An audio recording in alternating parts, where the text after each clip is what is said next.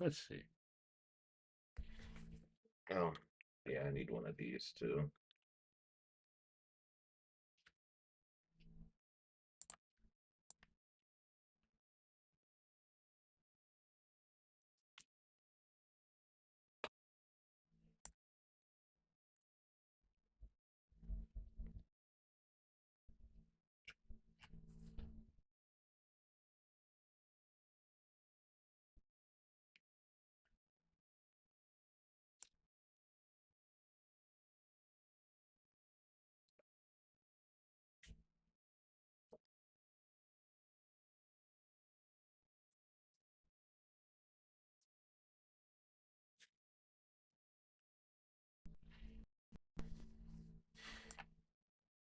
Okay. I think we're live. Let's find out.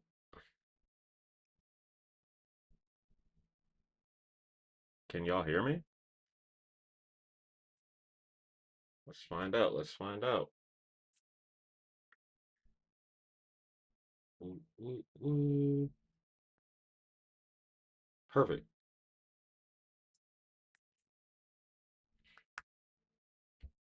Perfect.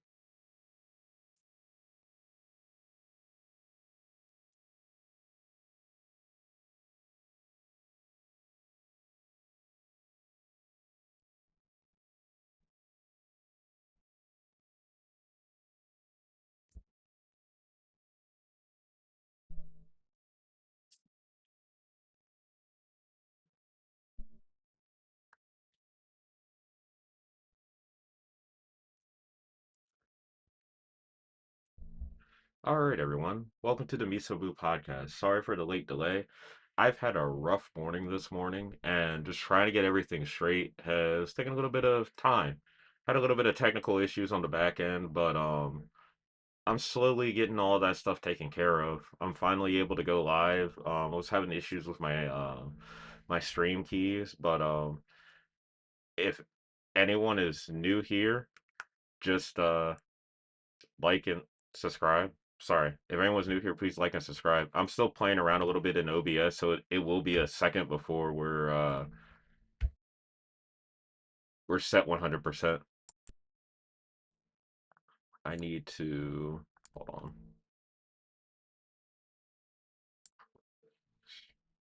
hold on. No, no, no, no, no.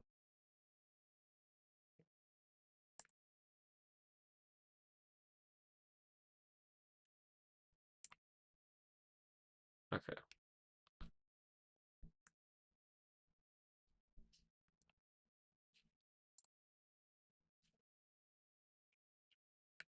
hopefully y'all can't see. Okay, y'all can only see that screen. Perfect.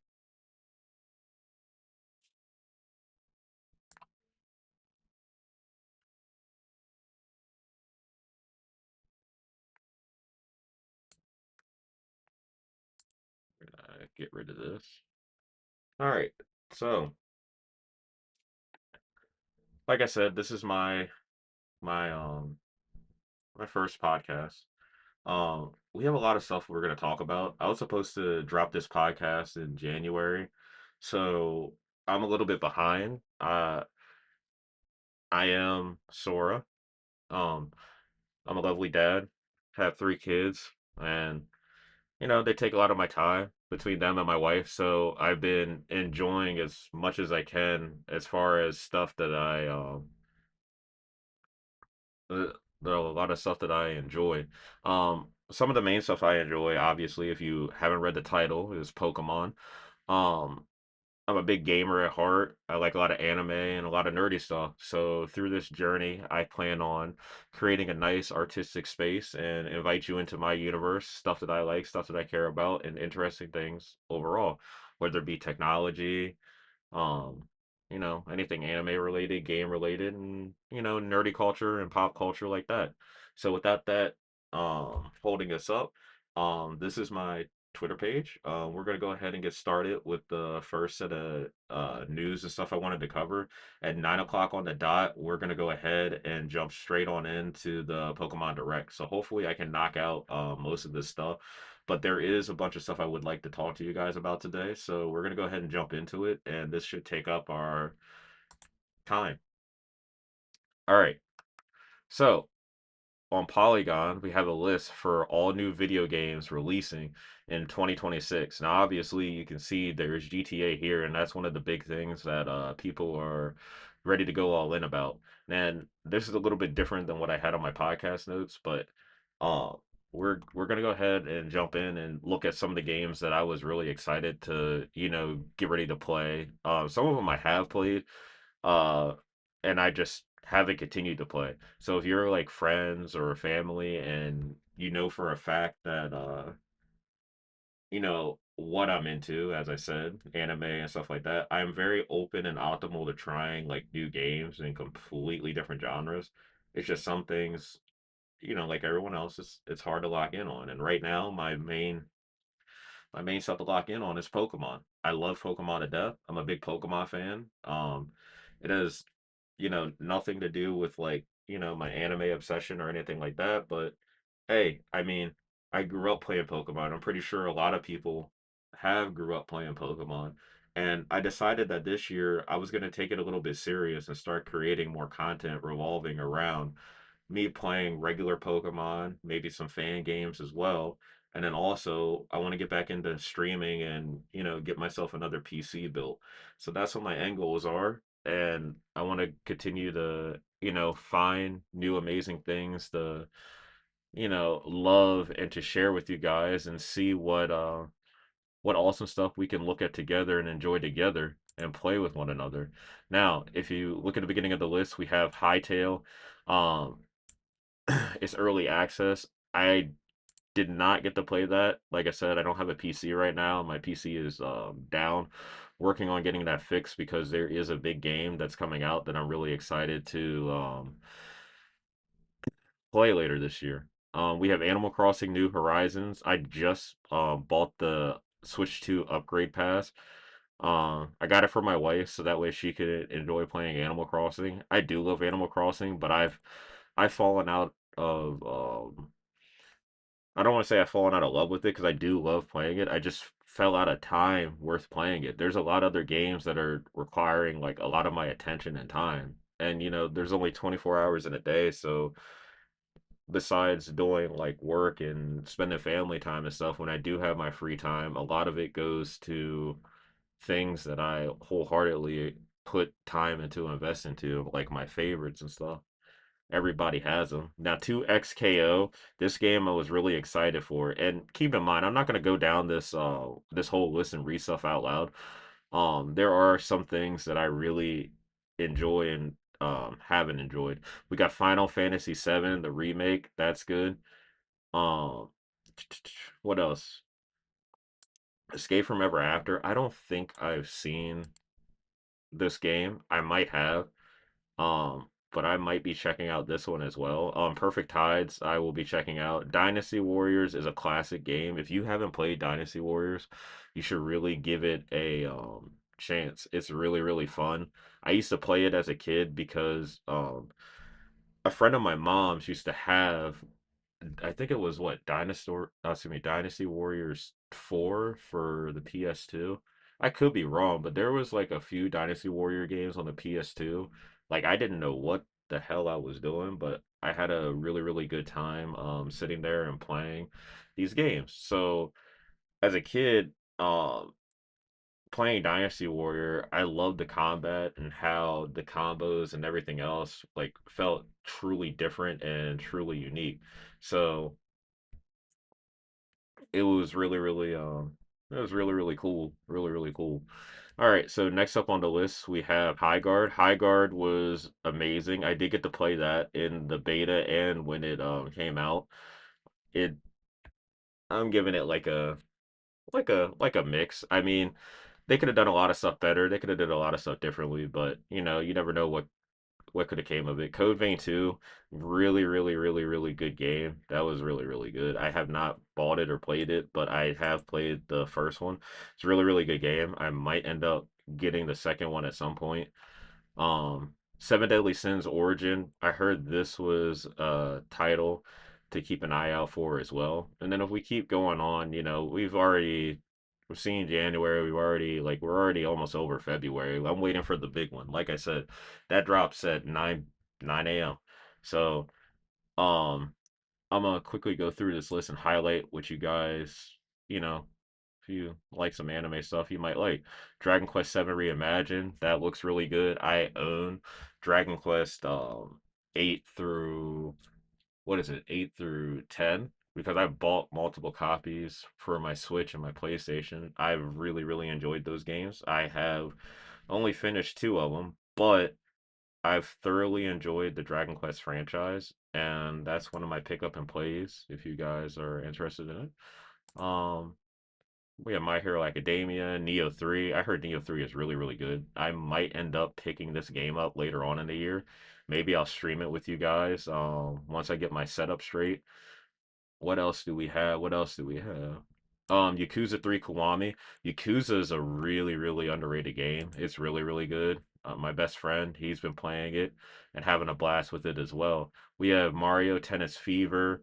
Heard that should be a good game as well. Sims 4 Royalty and Legacy.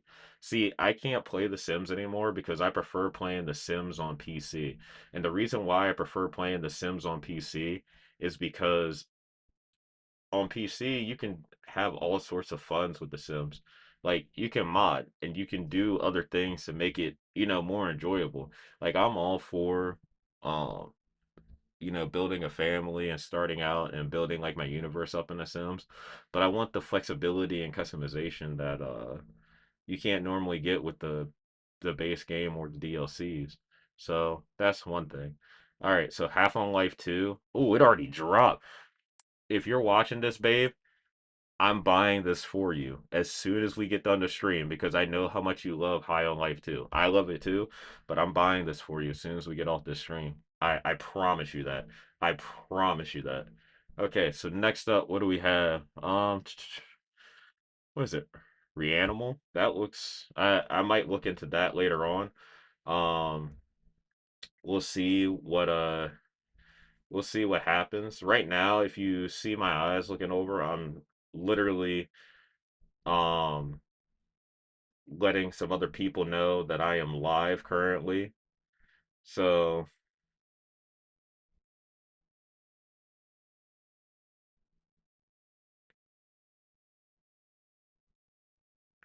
hold on.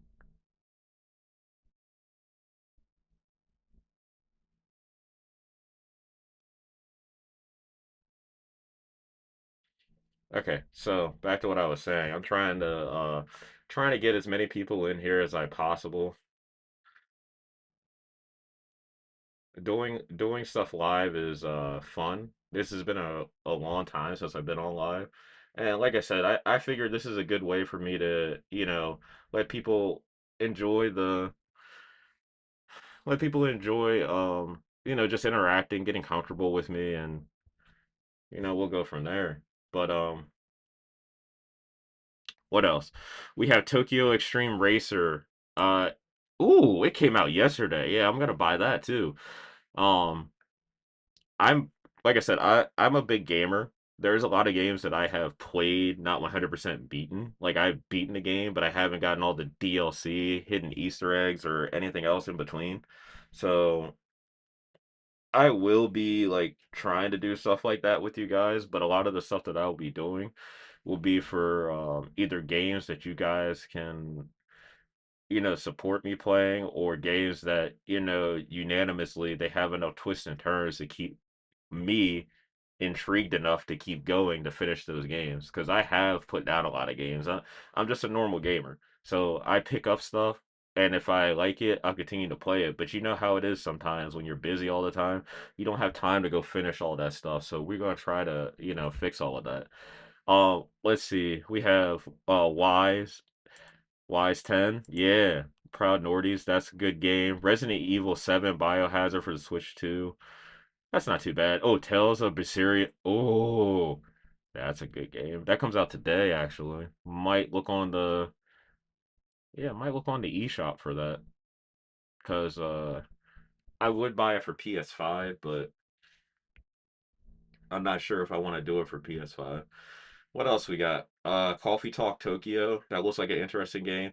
I used to be a big WoW player, but I got out of it. I mean, a lot of friends of mine, they used to play RuneScape.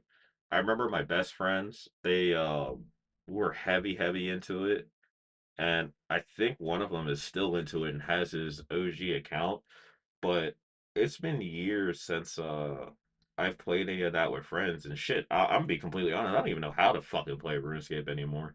So there's that too. So we also have Marathon. I heard some things about that, so I might check that out. Nevergrave. I don't know. Pocopia. I have not pre-ordered Pocopia because I did not know if they were going to have these new Pokemon forms available within Pokemon Home. If you pay attention to some of the leaks and stuff that came out, Professor Tangergrowth and I think the Pikachu and a couple of these other forms will be available to transfer through Home. At least that's what I've seen. I don't know if it's 100%. Take it with a grain of salt. But if that's the case, I'm gonna end up buying this game, and I'm gonna probably end up buying it anyway because I promised my lovely wife that I would go ahead and get her the Animal Crossing version of Pokemon. She's been stuck playing Animal Crossing for days now since I upgraded it, and she told me that we are definitely getting the Pokopia game. And right now, I have a Switch too. I don't have a Switch anymore, but it's very Here, let me see if I can grab it from here. Ugh. Yeah. So if you guys can see, uh, I do have the Nintendo Switch 2. I have the Satisfy grip on it, but this is our only home version of the Nintendo Switch. We do not have another Nintendo Switch. I mean, I'm not made of money, and that's it. All this is expensive, but hey, these are the prices we pay to love the video games and stuff that we enjoy, and I love nerding out on that. So. Uh, just like I have the Switch 2, we're gonna continue and try to get games and stuff for it, and then I'm gonna switch over to my PC library because PC is so much better than a lot of these consoles. If you ask me personally, the big three should be PC, PS5, and Switch. Besides Xbox shutting down, I mean, 99% of your games are available on PC. Like another game that's coming out, we'll get down here to it. It should be in May, but we're gonna quickly slide through this, and then I'll bring that back up later. Fatal Frame 2 looks like a good game. Let's see. Monster Hunter Story 3 was a great game. I've seen trailers and stuff for it and people talking about it. I'm probably gonna get my hands on that too. Um, Mouse PI, I might look into that. Crimson Desert, I heard is really good. I keep hearing a lot of stuff about that. Screamer, Mega Man Star Force Legacy Collection. I might buy this later on in the year, see if it drops down in price. We're gonna skip down to April. Um, oh, and keep in mind this list could be updated by now because there's still announcements and stuff going on. I'm like months late, but from here on out, you guys are gonna start seeing me live stream more. You're gonna start seeing me make content more, and I hope to keep stuff engaging with everyone. What else? What else? What else? You know what else I forgot to do? Like, a not smart person. Maybe I should share this link on my Twitter. Hold on, give me 1 second, cause like I said, I want to share this with the world. We're gonna go ahead and share this on X, and we're gonna see if we can get some people in here real quick. But not only get people in here, like I said, I want to interact with you guys. Is anyone in the chat want to talk or anything? Just go ahead and say something, and we'll get it rolling.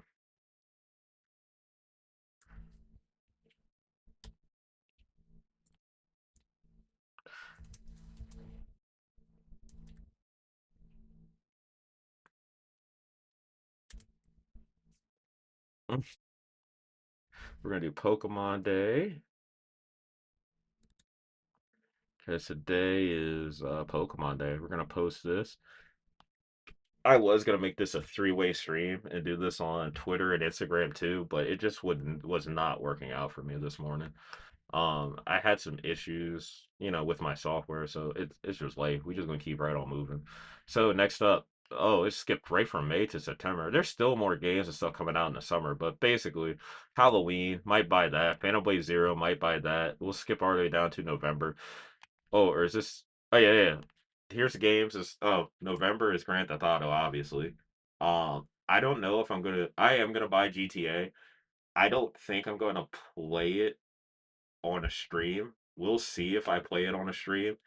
But if I decide not to play it on a stream, then I'm gonna go ahead and just enjoy it for myself. This game right here, I'm gonna make a special video. I was gonna have a special segment for this. It's down here, but yeah, this game right here, definitely gonna play. It is honestly my game of the year that I've been waiting for besides Pokemon and GTA. This right here I'm gonna definitely play. Beast of Reincarnation as well. That is a game I really, really, really, really, really want to play. The Avatar Legends fighting game I do want to play as well. That's high up on my list. Um, what else do we have? Bloodstain. And like I said, you guys can sit here and read all of them. I'm not trying to go through everything. We got Dragon Quest Smash. Hey, that doesn't look too bad either.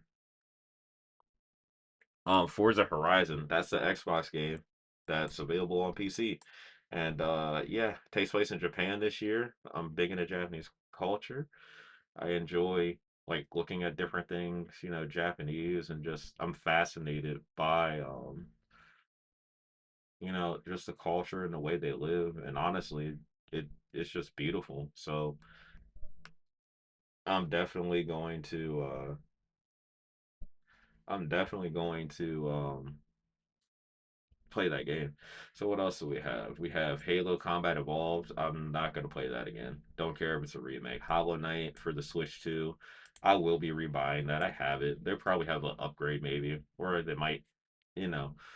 But we'll get to that with that. Akuma. Yeah, they have another one, a couple other ones too. I have them over here on the side, but we'll go through that shortly. Um, King of Tokyo is another one. Uh, Onimusha, Way of the Sword is another one. I don't. Marvel Token Fighting Souls looks like that's another one I'll probably play. Pokemon Champions, if it drops today, because like I said, if you've been paying attention to like the leaks and shit, if this drops today, I will definitely be playing this for at least 30 minutes. I'll make a video for specifically for you guys. Like I said, I've been waiting for Pokemon to hit their next milestone and to keep releasing stuff. But we'll get into that later because right now Pokemon has a lot of competition and all eyes are on them. And I guarantee you they're going to deliver today. I guarantee you. But even though they're going to deliver, like I said, it's Pokemon. Like you either love them or you hate them or you sit somewhere in the middle. Me personally, I'm a Pokemon fan. Like if you aren't a Pokemon fan at this point, then I don't know if you haven't played the games or you just can't connect to them whatsoever, but they pretty much have a game for everything. Like if you want good storytelling and if you want like good you want like a good fun adventure. You can do what you want. You can feel however you want to feel.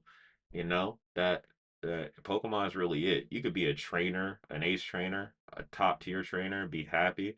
You could be fucking like the most evilest person, honing a bunch of just strong Pokemon or dark type. Pokemon is literally lit, but it has competition with Pal World and now Animo. So I guess that's a good way to segue into the next thing, which is since we're on games, we're gonna go ahead and knock all this game stuff out before the stream starts. Okay, so this game right here is coming out. Might already be out. Like I said, this has been posted a month ago. This is Inari.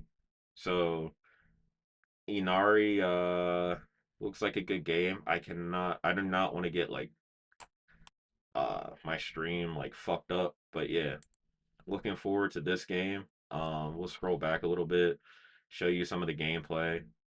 Looks really, really good. So Can't wait for that. And then there's this other game coming out. This right here looks really, really fun. Dinosaurs with blades and powers and stuff. Dino Blade. That's something that I'm really excited for. I think it's only for PC. So I will definitely be picking this up at some point. But I just find it really cool that you can have different like dinosaurs and shit just fight around. Like that's actually cool. And, like look at all the elemental effects and stuff. And I understand like uh the graphics wise, this looks beautiful. And they could definitely add on more to it. But like I said, this is a demo and it's available on Steam. I personally haven't played it yet because, like I said, I have no way to play my PC library right now. I don't even have a portable handheld, besides the Switchy. So I have to wait until later this year to get my PC built, and I'm getting my PC built hopefully by the end of March. We'll see how that plays out. Next up, what was this video? Yeah, this one. This one. I wanted to highlight a game. This game, Out of Action, I have played this before my PC was destroyed. This game is lucrative's amount of fun. And I mean just crazy fun. I would recommend people to try this out and to play it. It's made by a solo developer. Super fun game. Super duper fun game. All right. So, we'll get to that one in a minute. But next up, so I wanted in January to do like a CES coverage to talk about like some of the cool stuff that's coming out. We have like 15 minutes till Pokemon drops. So we're going to try to get through most of this and then we'll finish up the other half of the stuff after the Pokemon Direct. Keep in mind the Pokemon Direct is about 30 minutes long, so it's going to take a lot of time for us anyway. So, with that being said, let us continue down this. So they got Lego Smart Bricks at CES, which obviously, if you haven't heard by now, they're Legos that are smart. Roadcaster video. I don't know what a Roadcaster is, so like I said, some stuff I'm aware of, some stuff I'm not. This is a liquid cooled portable PC using. It's more powerful than the AMD Strix Halo, one with liquid cooling. They're showing off a whole bunch of new stuff. The 1X GPU, eGPU. Yeah, I might get one of these because honestly, I'm not gonna lie to you guys.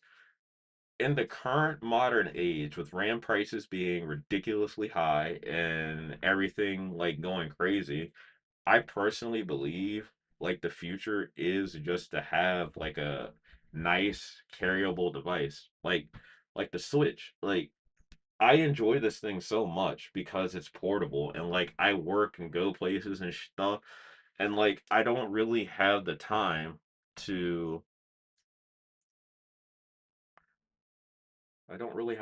to sit there and enjoy and to play games like that. And having a portable eGPU would come in handy because I could have a whole mobile setup. My goal is by the end of this year, I want to do a video, like a nice video where I sit back and review all the stuff that I have nerd wise, but also I'm trying to do something. I don't know if anyone's done yet, or everyone has done, but my EDC, I want it to be my whole entire desk setup. I don't want to have like a gaming laptop. You'll see what I'm gonna do. I wanna make something so unique. It makes it feels like I'm redefining how we do our day to day carry, our day to day desktops and stuff like that. Make it feel like we're being productive because I want something that's gonna be portable. And this right here, it it really does make it feel really nice portable. I have no clue what this is. This is what Is this a backpack or something? I have no clue. This looks like some other stuff, so we're gonna ignore that. This right here, this, if I'm correct, this is the Eco Mark One. Oh, excuse me, Eco Mind one. Yeah, yeah, yeah. I saw the Eco Mind one. I saw some stuff about it, like before they even got to CES. I want to get one of these phones and review it. It might not be anytime soon.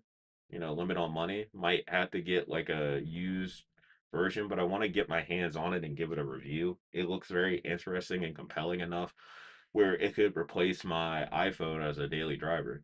Now, granted, it's running Android, but I prefer iOS, and I do like the ecosystem, but I do like how some of these newer Android phones have been coming out recently.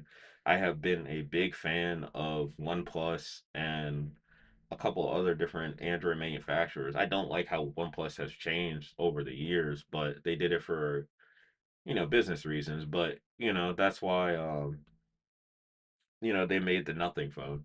Not OnePlus, but what is it, Carl Pei when he left. So that's really, really cool. The easiest liquid cooling install. I guess they're making it easier to install liquid cooling. I don't know, that might not be my cup of tea. CES was packed with smart home gadgets that matter. Yeah, I mean, I see a lot of different stuff. I have no clue what that is, but I don't really think that it's interesting enough. Well, I never use a trackball, but that looks like a perfect trackball. No, no, don't care about that. I mean, like the Pocket Taco, yeah, it would seem cool if you want physical buttons and stuff like that, but do we really need it at this point? I'm so used to like just grabbing my phone and just like flipping it sideways and just playing with the touchscreen. And if I really want like buttons and stuff like that, even if it is for like an older game and stuff, I want to enjoy them like how they were, either as a controller style or like it's harder for like Nintendo games because like the Game Boy is shaped like vertically versus like having like a like a horizontal land like the Switch. But I would still prefer personally, I would prefer to have I would prefer to have my games like this. Like this right here feels amazing. Like my Switch 2, like I have because of this Satisfy grip, it makes it feel like a PlayStation controller. My hands never get tired from it. It feels comfy. Like it's just really convenient for me. And when I look at my smartphone, like I don't want to just put my smartphone in whatever. Like that's not fucking appealing to me whatsoever. Like putting it in a taco like this, even though it has like the four buttons, even if it had the two buttons with the D-pad and stuff like that, it's just not for me. Like, yeah, you can have like L and all that stuff like on the bottom and stuff. Like, what the fuck's the point? At this point, you might as well just go ahead and buy like a different Bluetooth controller. There was another one that came out. I don't know if we're gonna see it in here, but it was like a ring you could put on the back of your iPhone, and you could swing it underneath and like pop out almost like a PSP Go, like a controller. I don't know how I feel about that either, but it is what it is. Tamagotchi, love Tamagotchi, and if you didn't know, Tamagotchi and Digimon are connected, so that's really really cool. If you're a nerd like me, I mean, I'm pretty sure they're in the same universe. I could be wrong. Don't like pitchfork me about that. But yeah, if they never made, I think Tamagotchi came first, am I correct? If they never made Tamagotchi, we probably wouldn't have Digimon. But it's pretty much the same thing. It's like a little Digivice, but yeah, these Tamagotchis, this is really really cool. But these are for your plants.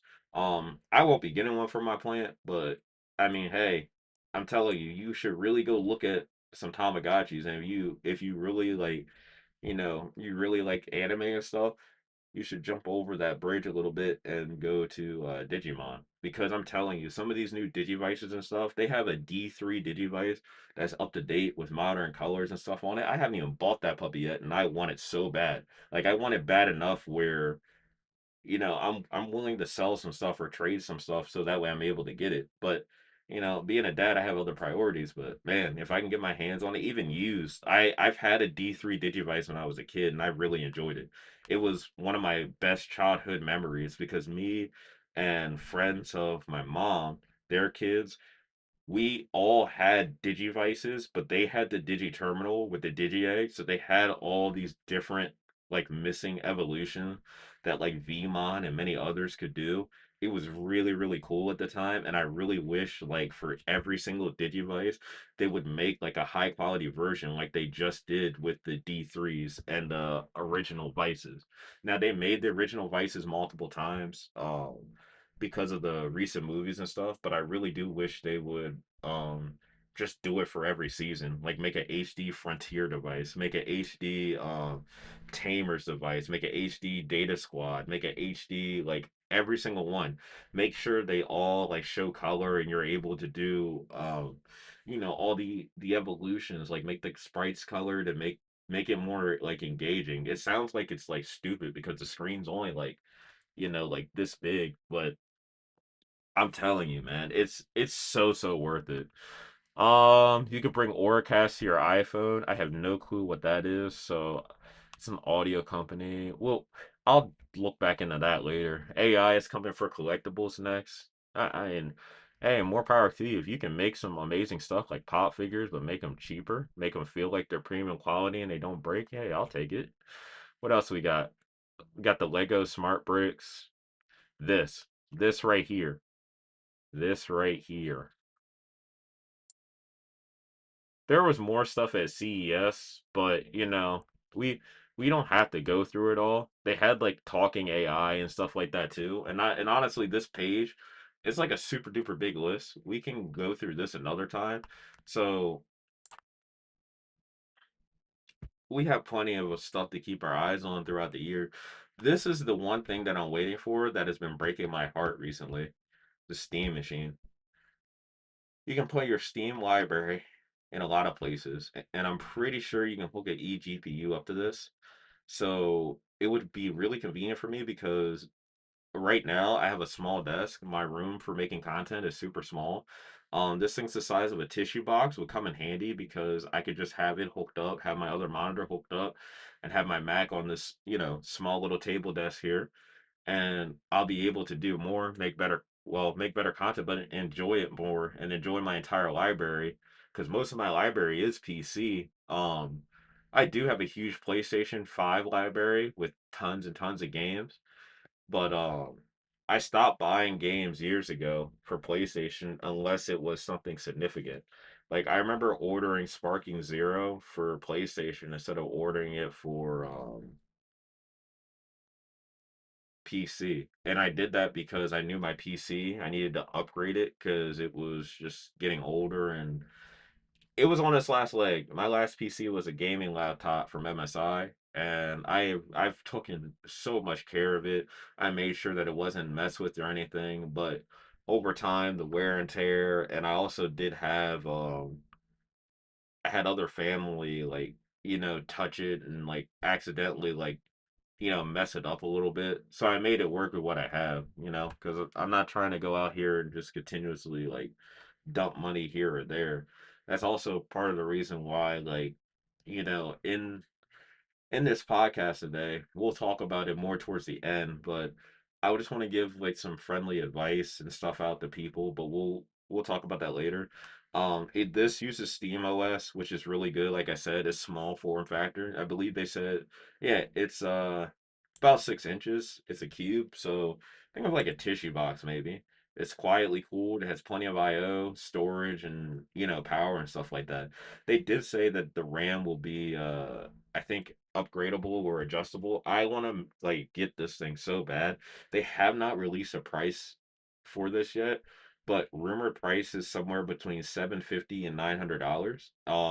I think it's 950 or $900 for the high end model, which would be the 2 terabyte MVM SD model.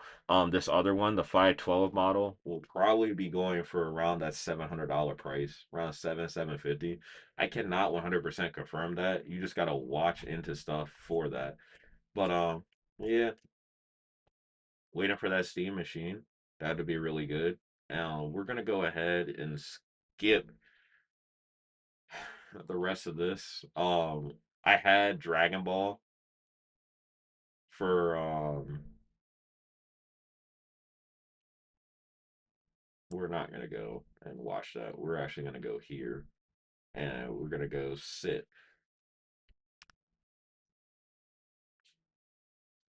Now, I don't know if I can show the chats or not, so I'm gonna figure this out.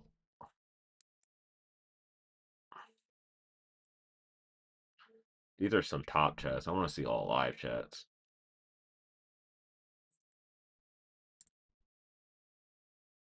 Maybe we'll see top chats, but I'm a hop in here myself.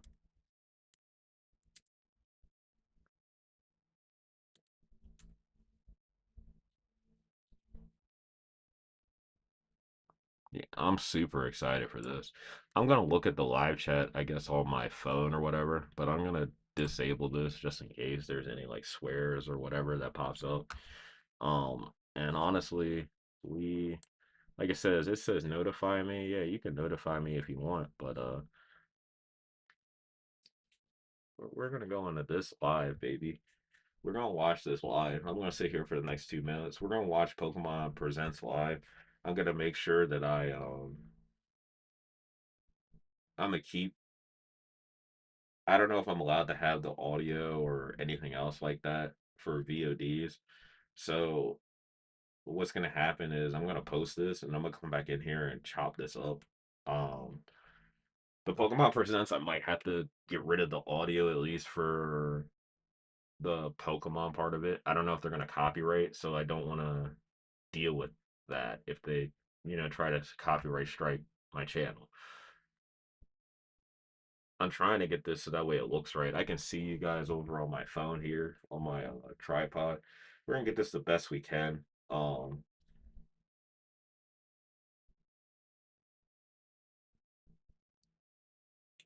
But the second episode of this will be a little bit more professional than what this one is. This one is I wanted to go live, see who want to come out, see what people, family, friends, anyone want to come hang out with me, watch this, and just spend some time with me. That's all you can ask for, right?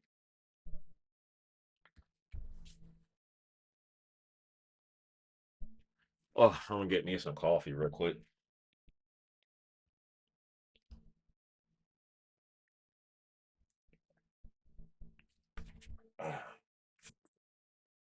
There goes more of my stuff.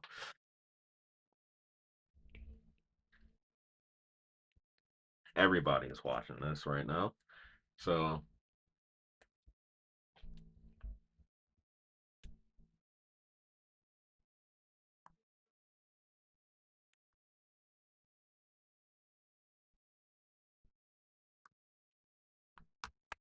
and I guess while we wait, I'm gonna. It says it'll appear at 9:01. Oh shit, we're about to start. Let me go ahead and open up another window that I have.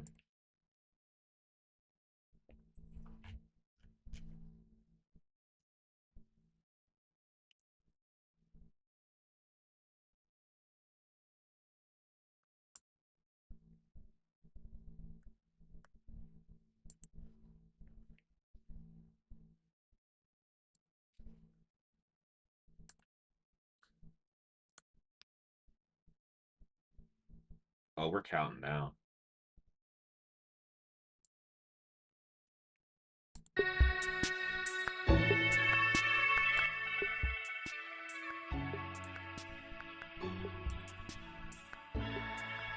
Everybody, I just want you to know I love you all. We're gonna get ready for Pokemon Day.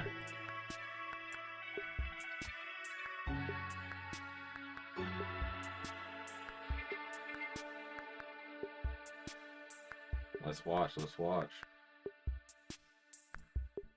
Here we go.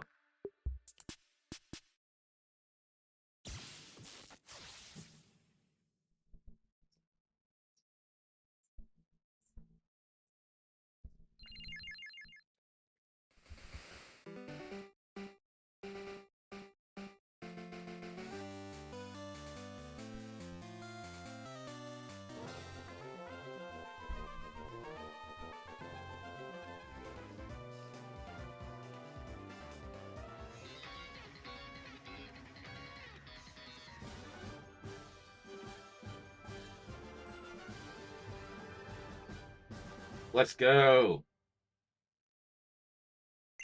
Every single game. Hello everyone, I'm Ishihara from the Pokemon Company. Today, February 27, is Pokemon Day. This is the date the Pokemon Red and Pokemon Green games were first released in Japan, marking the beginning of the Pokemon series. In those first two titles, 151 Pokemon made their appearance. Now, a total of 1,025 Pokemon have been discovered, and these diverse Pokemon have been part of the stories trainers worldwide have been able to experience. This year marks the Pokemon series' 30th, a Right. milestone reached because of your support. Thank you, each and every one of you. We hope Yeah. you will all enjoy seeing how Pokemon continues to evolve. In today's broadcast, we'll share all the latest news about Pokemon. Please enjoy the presentation. Thank you. Thank you.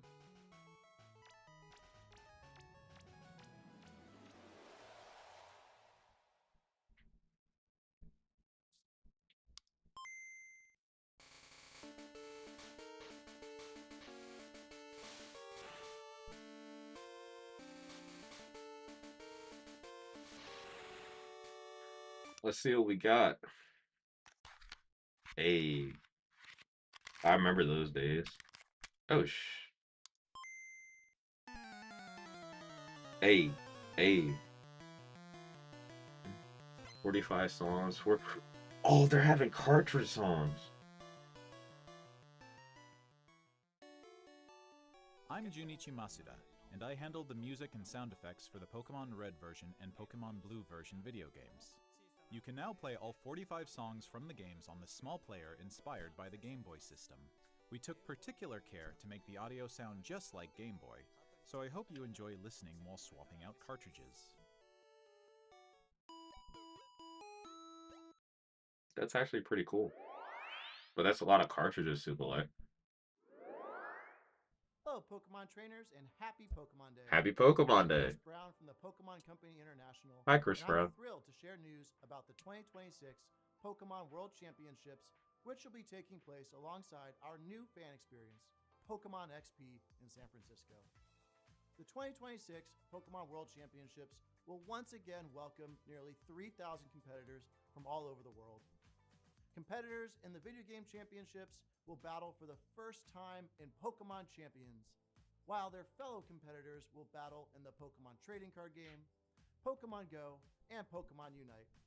Each of the final matches of these games will be held at the Chase Center, an arena that's 3 times the size as last year's finals.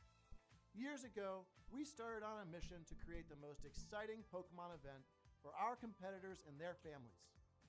As the World Championships evolved, we saw an opportunity to expand even further and deliver a one-of-a-kind experience where trainers around the world can come together in celebrating their fandom.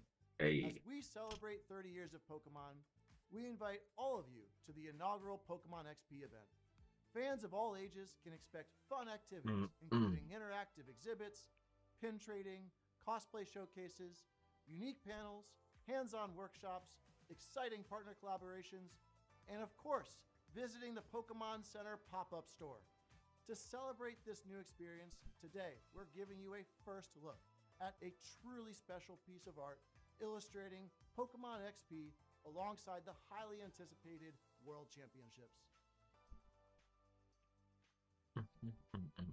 Whether you're joining us in person in San Francisco or That's one thing. on our live stream, we can't wait to see you this August. That's one thing I'm excited for Thank this you, time. Pokemon trainers.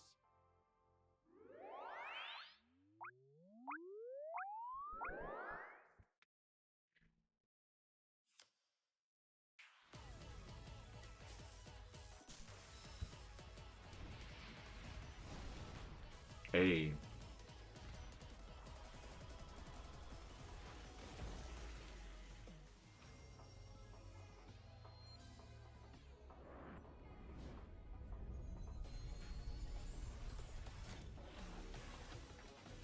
We're getting all sorts of fucking cards. Let's go.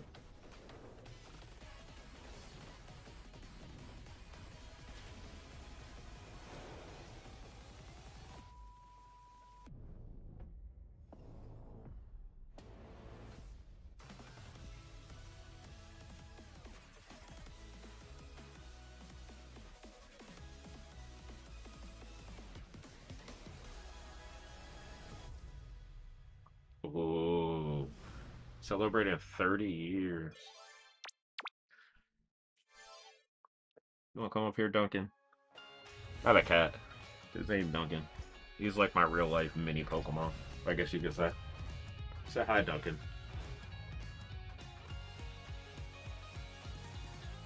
Yeah, we watching Pokemon Huge today. range of Pokemon that have appeared in Pokemon Go so far will return.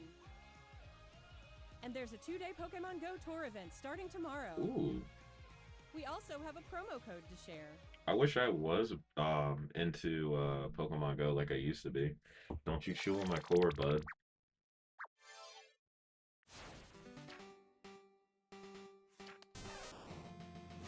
Here.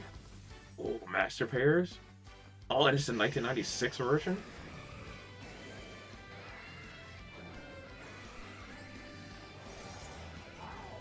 Let your curiosity shine.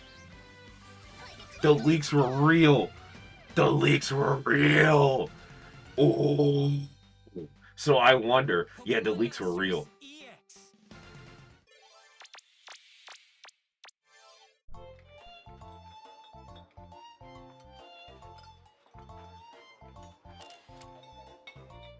Hey, babe. Look, Cafe Remix. They got more stuff coming up.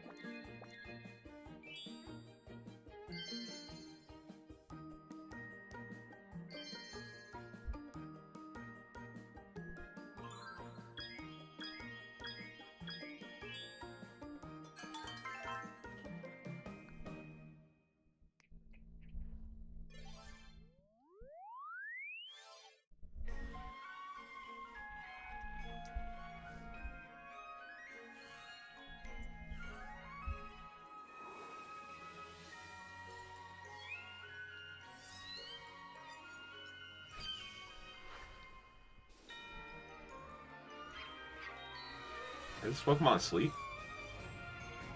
It might be Pokemon Sleep.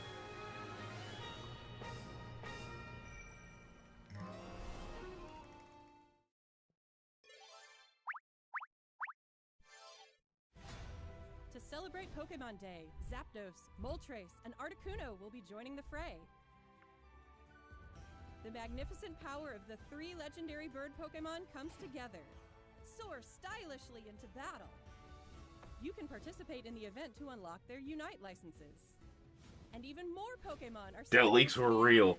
The leaks were real. Coming. Oh my god.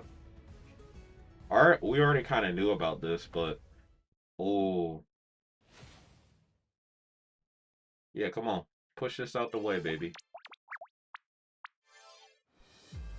Yeah. Fun fact, if you guys haven't played TCG Pocket yet, you should definitely play. 100% play.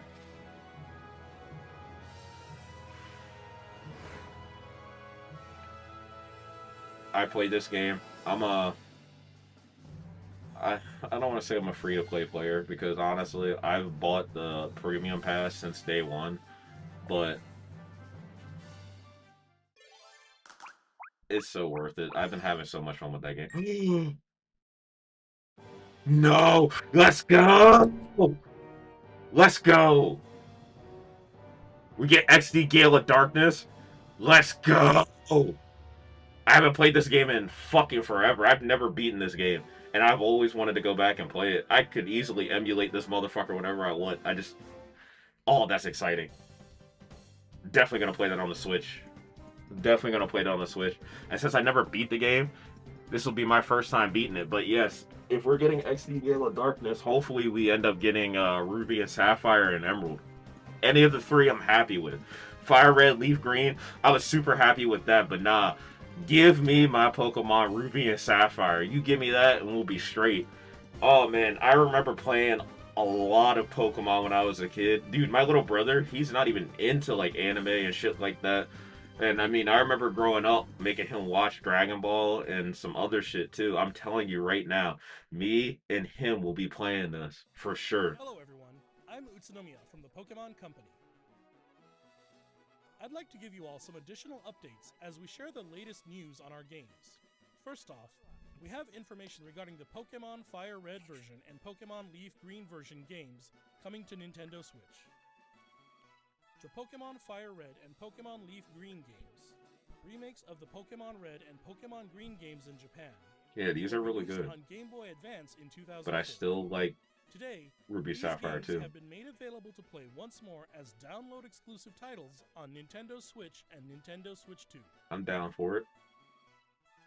Gotta give me We also plan to make these titles compatible with Pokemon Home in the future. and Pokemon Champions, This which way, you can bring Pokemon obtained yes, in other yes. Pokemon RPG series That's titles one thing and we're gonna adventures work with on them. this year. Or Besides you can me send keeping Pokemon to consistent visit with Pokemon Champions. my We content hope and you look keeping stuff forward to it. going. I know I'm talking through a lot of this, but hold on. Next, we have some news about Pokemon Champions. Yes, yes, yes.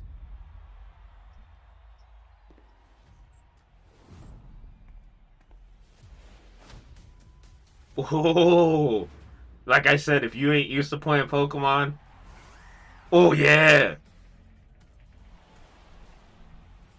let's have some fun. Come on, everybody could be a fucking champion. Let's go.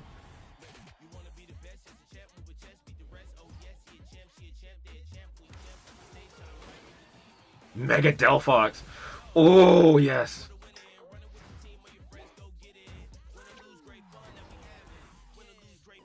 Yeah, this is how you bring competitive to mainstream. Put it on the phone. Let everyone have a chance at it. But the real players will have to grind to get this shit. Yes, yes, yes. Yes!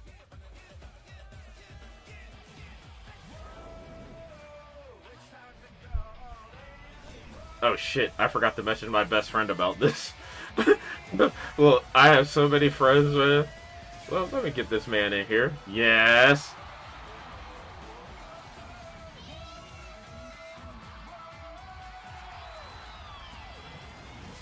Pokemon Champions.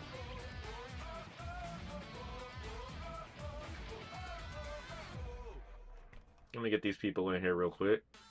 I like to have fun with people, man.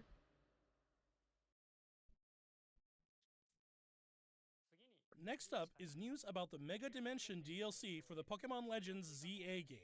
We're getting a Newest second title DLC? in the Pokemon series. We're getting a second Please DLC? take a look at this video. Are we getting a second DLC?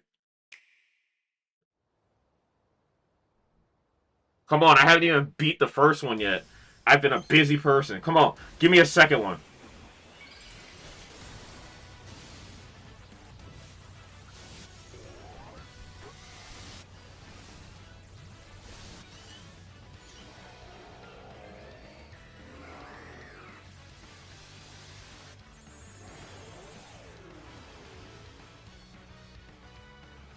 Come on, come on. Hyper Dimension. Yeah, yeah, yeah. Yeah. Yeah.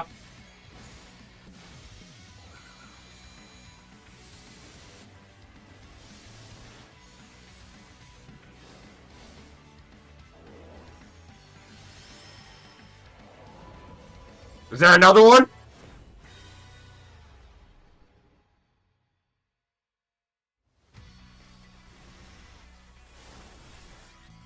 Come on, cook up. Come on, cook up. We still need that Mega Garchomp Z. Let's go. Cook up.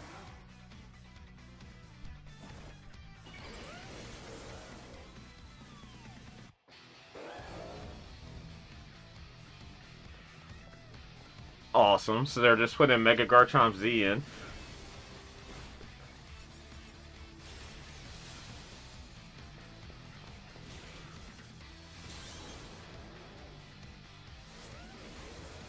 Okay, so they're introducing this for the... This must be the next battle season to get the Mega Stone.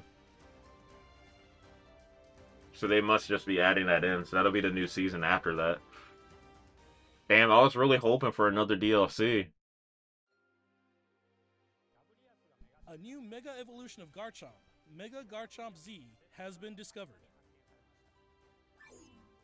This mystery gift will become available for the Pokemon Legends ZA Mega Dimension DLC after this presentation concludes. After claiming this gift, you'll be able to detect a special hyperspace distortion where you can encounter Mega Garchomp Z. You can obtain a Garchompite Z stone by winning a battle against Mega Garchomp Z in the special pocket of hyperspace. Next up, we have some news about Pokemon Pokopia.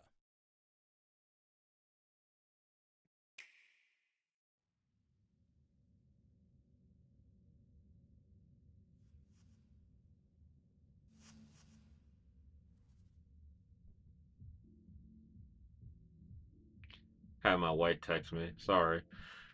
My beautiful baby. She's super supportive. I would not be here today to be able to stare in front of this camera and do my best without her. So if you're listening, babe, thank you again for being my number one cheerleader. You and these kids mean the world to me. Oh, the music! Yes! Stereo Rotom? Let's go! Is that curious-looking stereo a Rotom? Did it get enticed by the music and hop inside? Hey! Hey! It's really energetic and seems to go by DJ Rotom. What happens if you give it a CD? Let's go! Oh, it can change it? Oh yeah! It can help liven up the town with a variety of music. Ditto and the others are grooving to the beat too. Let's listen to DJ Rotom's specially selected tracks while I introduce you to the world of Pokemon Pokopia. Dude, my wife is so excited to play this game. I cannot wait to play it my damn self. Ditto first encounters Professor Tangrowth in a wasteland that was once a town. Please don't Seems like copyright me. Ditto is working alongside I'm sorry. other This Pokemon shit be to fucking rebuild fire, the bro. town. This shit be fire. Wow, they're sure fired up. Well, if you've never played Pokemon, I'm telling you Of course, right you now, can't give your all on an empty you need to stomach. go and start playing these games, man. I don't Looks care like Riolu how wants expensive something they to eat, are. too. Just go pick up an odd job, save $20 a week, go buy yourself a But how system. do you cook? Trust me, so worth it.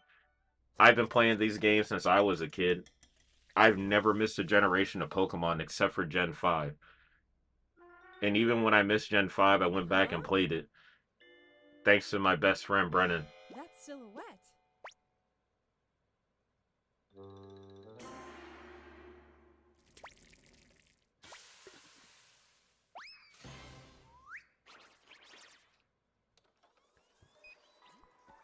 A great My wife answer, just sent me a message. She said, "What It game are you sounds like buying me? I everyone heard you calls buying it me some Chef games Dente. now." I said, "You already know what I'm buying. We buying this right here. Teach Look you at how to this. cook all Look at sorts of this. dishes. We cooking up, boo boo. We cooking up. I know you Each watching. Come Pokemon on, has come on. different foods Cook they up. prefer. Me and you gonna be playing this forever." Some dishes will even power up your moves when you eat them. This will make it even easier to develop the town. Look, Pokopia isn't like my type of game. I'm not gonna lie. Try So bringing I'm, Pokemon you've befriended I'm, on rec- uh, outing. babe. I know you're gonna send me a message because I have my You can comments off visit right other now. players' Well, I just need towns. you to understand. Four-player multiplayer. You I can will be play playing with this game. 3 Not other as deep people. as you. You will make it First, farther than I let's will. play some hide and seek. I wonder where everyone's hiding. Honey, your purpose of this game. There you are. Look, I need you to beat this game There's for someone me. here, Get me all the too. Pokemon and stuff. You like playing Animal Crossing? Bet. You gotta get into this game. You gotta play it for me, babe. Please. I need all these exclusives. I need these Whoa! exclusive You can Pokemon. transform into objects too. Look, I That was a understand. This is fun like some game kind of of hide privilege and shit. seek. Yeah, this is some kind of privilege shit. But I need you to play By this. working together, Please. you can even build Please. something this big. Yo, is that a Ditto? No, they didn't. Oh, they got music notes. Okay. Together, you can develop a town or go on far-off adventures. New encounters may await you as well. Every day, the world Ooh. gets bigger and bigger. Developing a town one step at a time. Pokemon Pokopia. Available on March 5th.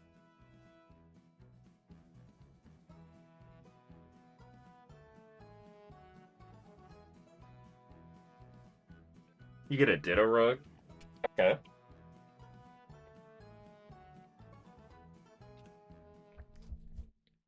Sorry, guys. I keep getting me some coffee. Had me some nice coffee this morning. Pokemon Pokopia releases next week on Thursday, March 5th. We hope you enjoy working with Pokemon to develop a town from the ground up. Hey, if you guys want me to play this game on live, like I will have all the We cover camera all and of stuff, the information you see here. you know, fixed up. Oh shit! Here we go! Here we go! Here we go! We'd like to end our presentation today with one final video for you all. Thank you for tuning in. This is it. Please be Gen 10. Please be Gen 10.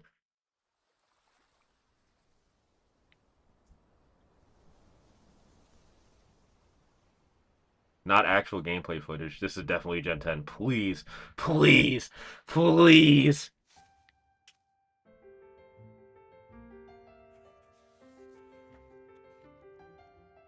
No, they're not doing Gen 10. They're doing Legends Johto. Wait, no, no, no, no, no, no, no, no, no, no, no, no, no, no, no, no.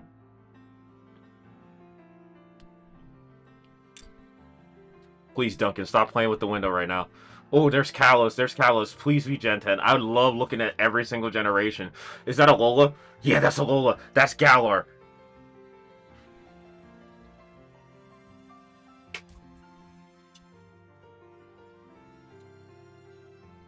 Hi. Oh my god, the detail on you, baby. Hi, Pikachu. This is Gen 10. This is Gen 10. Oh, what the heck? Hi? Hi? Come on, come on, come on.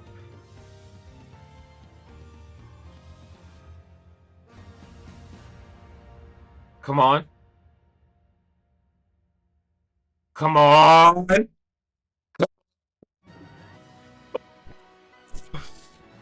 Let's go. Yes. So diverse. So beautiful. Oh my god, this looks like Mario Sunshine on crack. Holy shit. Oh my god. Oh my god, it looks so fucking beautiful. It almost looks like when we went on vacation. Oh my gosh.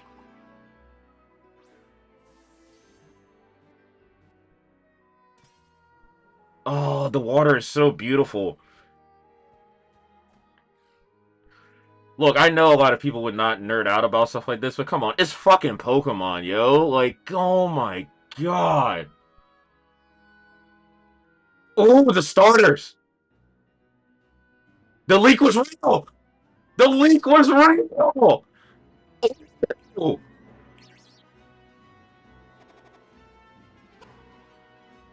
Bonbon. Yakwaka. Yo. Is that a Gyarados cloud? You see that cloud to the right? That looks like a Pokemon too.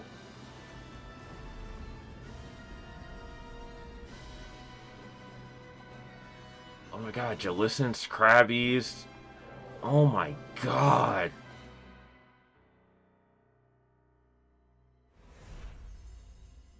Come on. Oh, the leak was real. The leak was real. It is green. Oh yes. Oh yes. Winds and waves. Winds and waves. Oh yeah. We eatin'. We eatin'.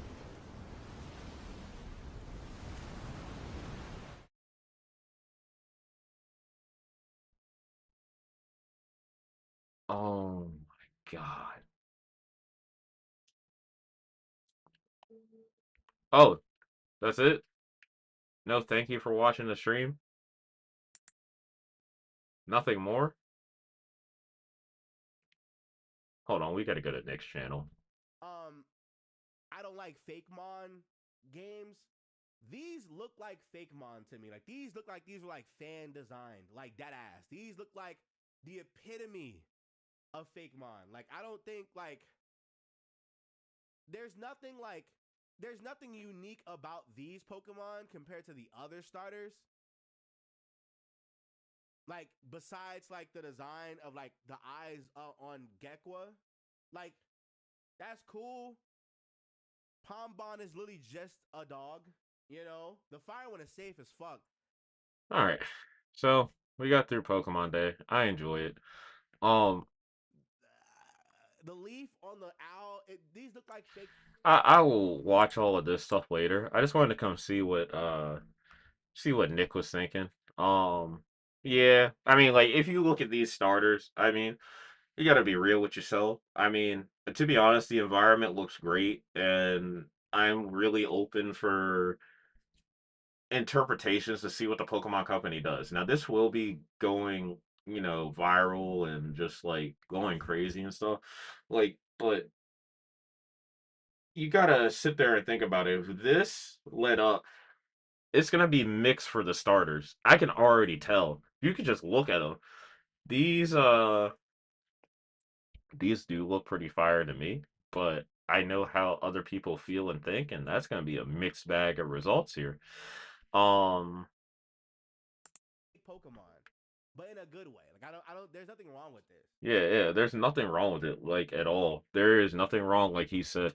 They look pretty good. I just don't think that majority of the people online are gonna end up liking like these starters. Like I know for a fact, like my wife is definitely gonna pick these two, either the fucking puppy or this aqua lizard. And I think she's gonna pick the aqua lizard because it has her beautiful eyes. I mean, she don't have lizard eyes, but I mean, it's so cute. Like I would like normally I only pick fire starters for the game, and now I'm split between these two. But I also feel like by me picking these two and leaving this one's gonna have a fire ass ending evolution compared to the other two. I just have that gut feeling, you know? So we'll see how they play out, and I also want to see how they play out stat and ability wise as well. I know for a fact they're changing different things about this game compared to others. So we'll see how this plays out. um, but yeah, this is Pokemon Day, the 30th anniversary. It was both hype and a letdown at the same time because I got all hyped up for the good reasons just as much as I got hyped up for the bad reasons. Um, this will be a Switch 2 exclusive, and it should be pretty fun. But if I had to go back, which here, hold on, guys, we're gonna go actually in here. I would love to watch Nick's stuff again, but I think we need to go. I think we need to go back to the Pokemon Direct.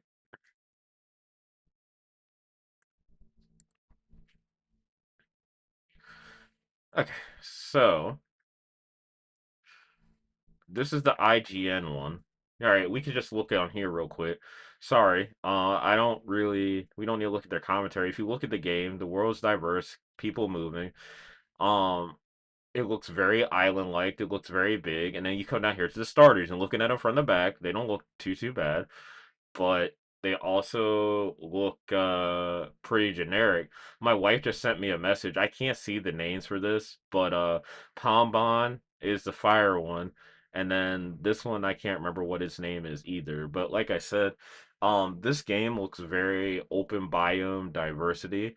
Um if the leaks are 100% true, I mean, like, most of the stuff that came out for these leaks were correct. And there's been back and forth for a while now about, like, the different starters, like, what's happening in game. So, what is confirmed is that this will be taking place on an Asian island. This is now 100% confirmed by this trailer. Granted, we still have many stuff to see. So, now that we know that everything takes place on this island, all the leaks and stuff for that shit was true. That's cool. That's amazing. And as you can see, it's very, very diverse. It's very, very open. It's very, very biome based. Like I'm sitting over here looking at this right now, just like you guys are. Look, we're watching the trailer one more time. Um, it looks very beautiful, looks very engaging, but we won't know until we get our hands on it. That's the one thing I don't like about some video games. Remember what they said, in this is not final footage, this isn't even in-game footage. But for what they use to make this, to record it, they have a good shot with this Generation 10. If they make this, I'm sorry if I'm getting a little noisy here because I accidentally smacked my microphone. We're gonna fix this real quick. Okay, so there's a good chance with this new generation, um, it looks like this experience is gonna be very big, very diverse, and stuff like that. This makes me very nervous. So since this is part of my podcast, and I told you we'll be watching this live, we're gonna jump back in and I'm gonna, like I said, I'm gonna chop this up. So this will be its own video. I'm gonna cut the Pokemon Direct out and make it its own video. And like I said, I will be muting the audio from the Direct because I don't know if I could hear the audio 100%. I have an earbud in on top of these headphones to check my audio while I'm watching the stream off my phone. So, anywho, I personally love Pokemon, and it's not a bias type thing. You're supposed to give things an open and honest chance, and that's what I do going into every generation. I know plenty of people, including PokeTubers and stuff, that will sit here and pick apart Gen 9. And like me personally, like I enjoy Gen 9 for what it was. I mean, there were some key caveats that they needed to fix, but that story was amazing. Now, as far as like the hand holding and you can go anywhere, but they didn't have level scaling for the gyms and stuff. That was a big problem for Generation 9. But other than that, I mean, I'm gonna be completely honest. Out of all the Pokemon games that I played, um, I love the diversity and exploration and the openness of Gen 9. Now, keep in mind, I put down Pokemon for a while. I've been playing a lot of the older ones. That's why a lot of these fan games and ROM hacks are, the better distinctive version, even though they have older Pokemon sprites and stuff like that, or custom sprites and stories and stuff like that. The Pokemon Company gets really, really defensive and angry about other people being creative and taking their ideas and expanding on it. Shit, I mean, look at Power World, for example. They'll sit there and they'll start lawsuit battles with Power World just because they're taking their whole creature concept and flipping it on its head. So, if you ask me personally, how do I feel about Pokemon or this Pokemon Presents? Like I said, these are just different camera angles. They're taking different shots and stuff. We don't even know because it even says it in the beginning of this trailer that this footage isn't final and this is not in-game footage. This is all like cinematic work. And I mean, there might be some footage from the actual in-game engine and stuff, but you see like all the zooms and stuff like that. I'm not saying like these zooms and shit won't be in game, etc., etc. But this was made to be an announcement and a presentation to the world. And I understand like why they did it this way because of all the leaks and stuff. They got hacked a couple years ago and now it's like it's all leaky. So it only makes sense that they kind of like I don't want to say that like this is half-assed, but this is kind of half-assed if you ask me. Like this is literally a mix of Hoenn, Mario Sunshine, Alola, and like a few other generations. Like I'm not even gonna cap. Like this literally feels like a mix of Gen 9, a mix of Generation 3, a mix of Generation 6, and a mix of Generation 7. Like these are all four of those games put into one and re-released out to us. And I'm not angry about it. But we don't know what lies in store for us as far as like gameplay wise, adventure wise, and like I said, Pokemon's always been a turn-based game. They really just flipped the formula with Legends ZA.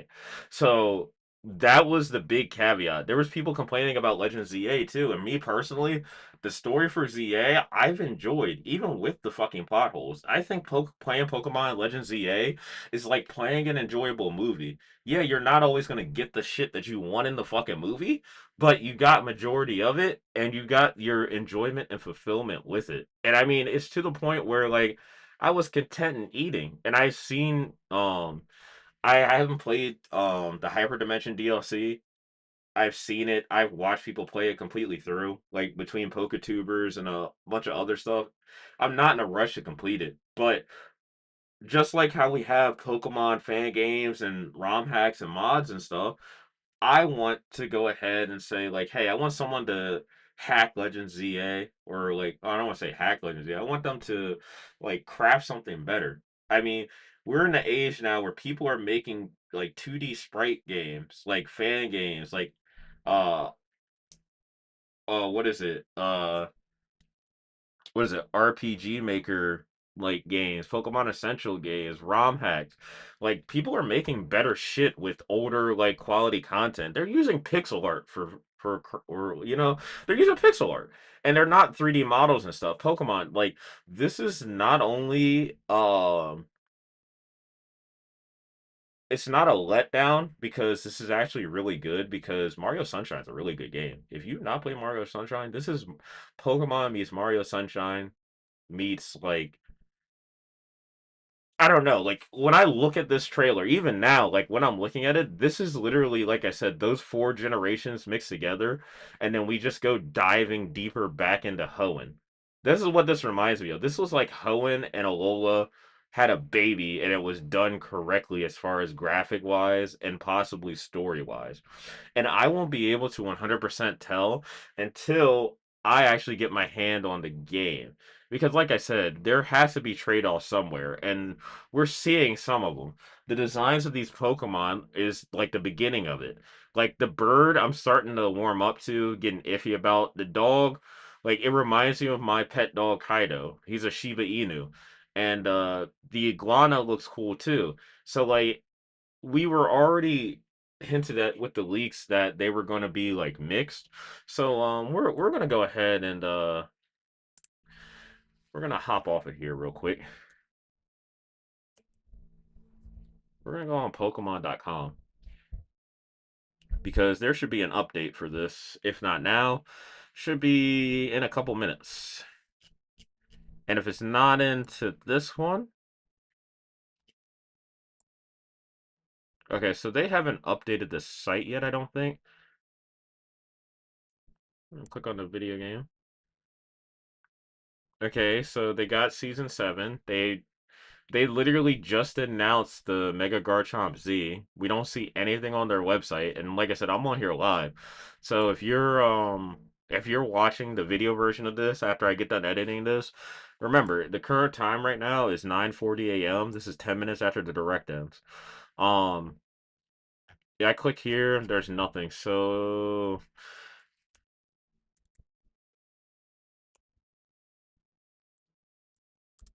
we're gonna go on the Japanese site.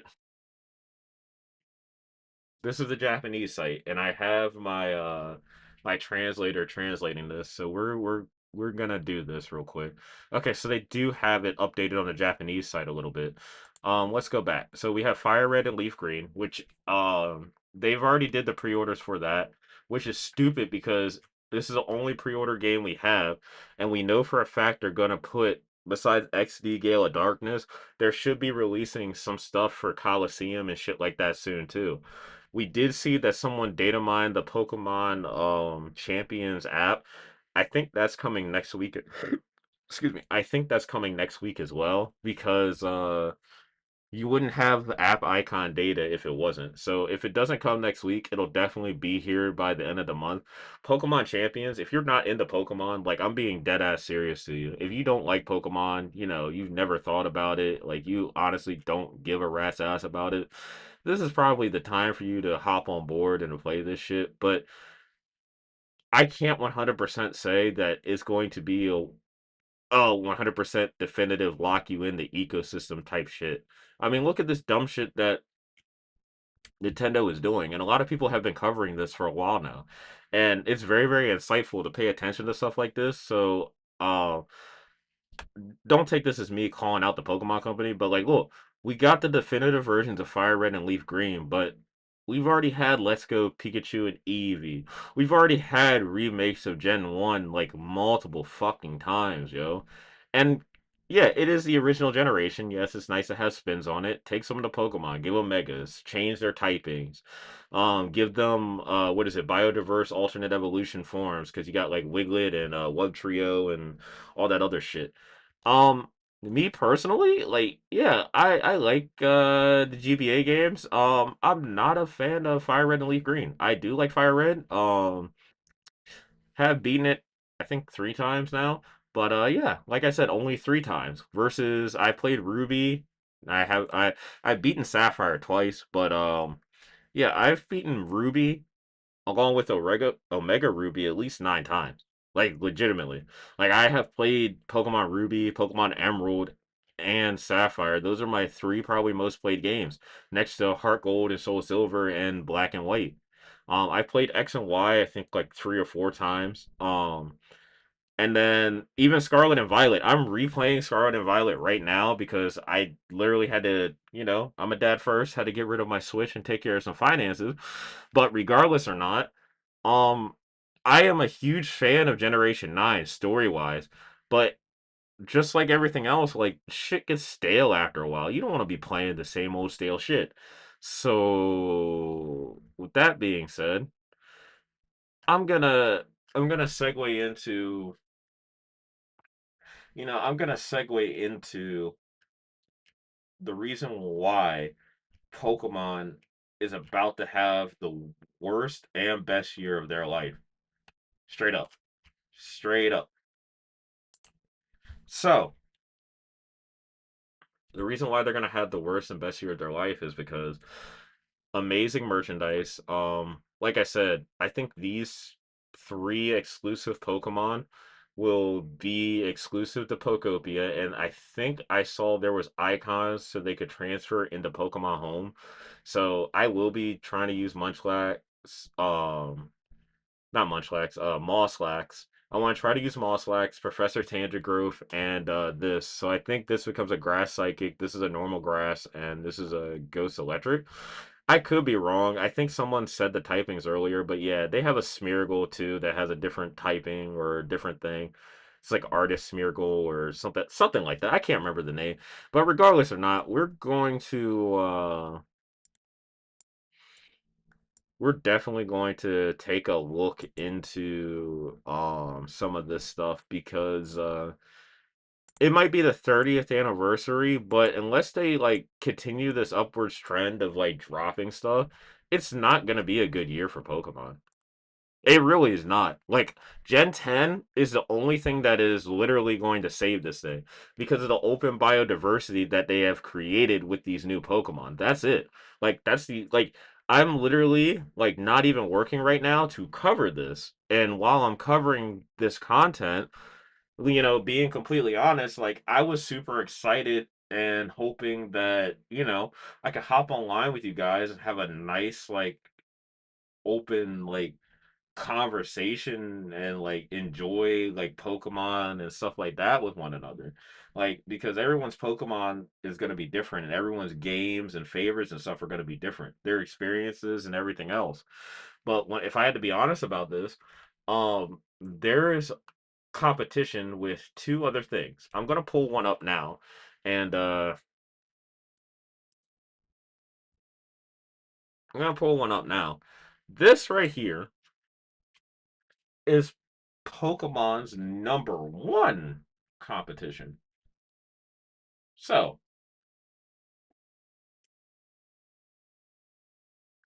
this is their number one competition at the moment. It's Power Up. So, I mean, Power is having all sorts of collabs. They had some collabs in the past, and I mean, like, yeah, I mean, it's Pokemon with guns. Let's be real here. It's Pokemon with guns. You shoot them, you capture them, you do all sorts of crazy shit. I mean, it looks fun. I do have Power World on my Steam account, and as you can see, like I'm not signed in or anything because don't have a PC. Could sign in for Mac, but there's no point. And I don't want to just sit there and continuously buy shit that I can't play. I'm not gonna um, I'm not gonna set stuff up to play it on my MacBook, even though I'm pretty sure it can handle most of the games I want.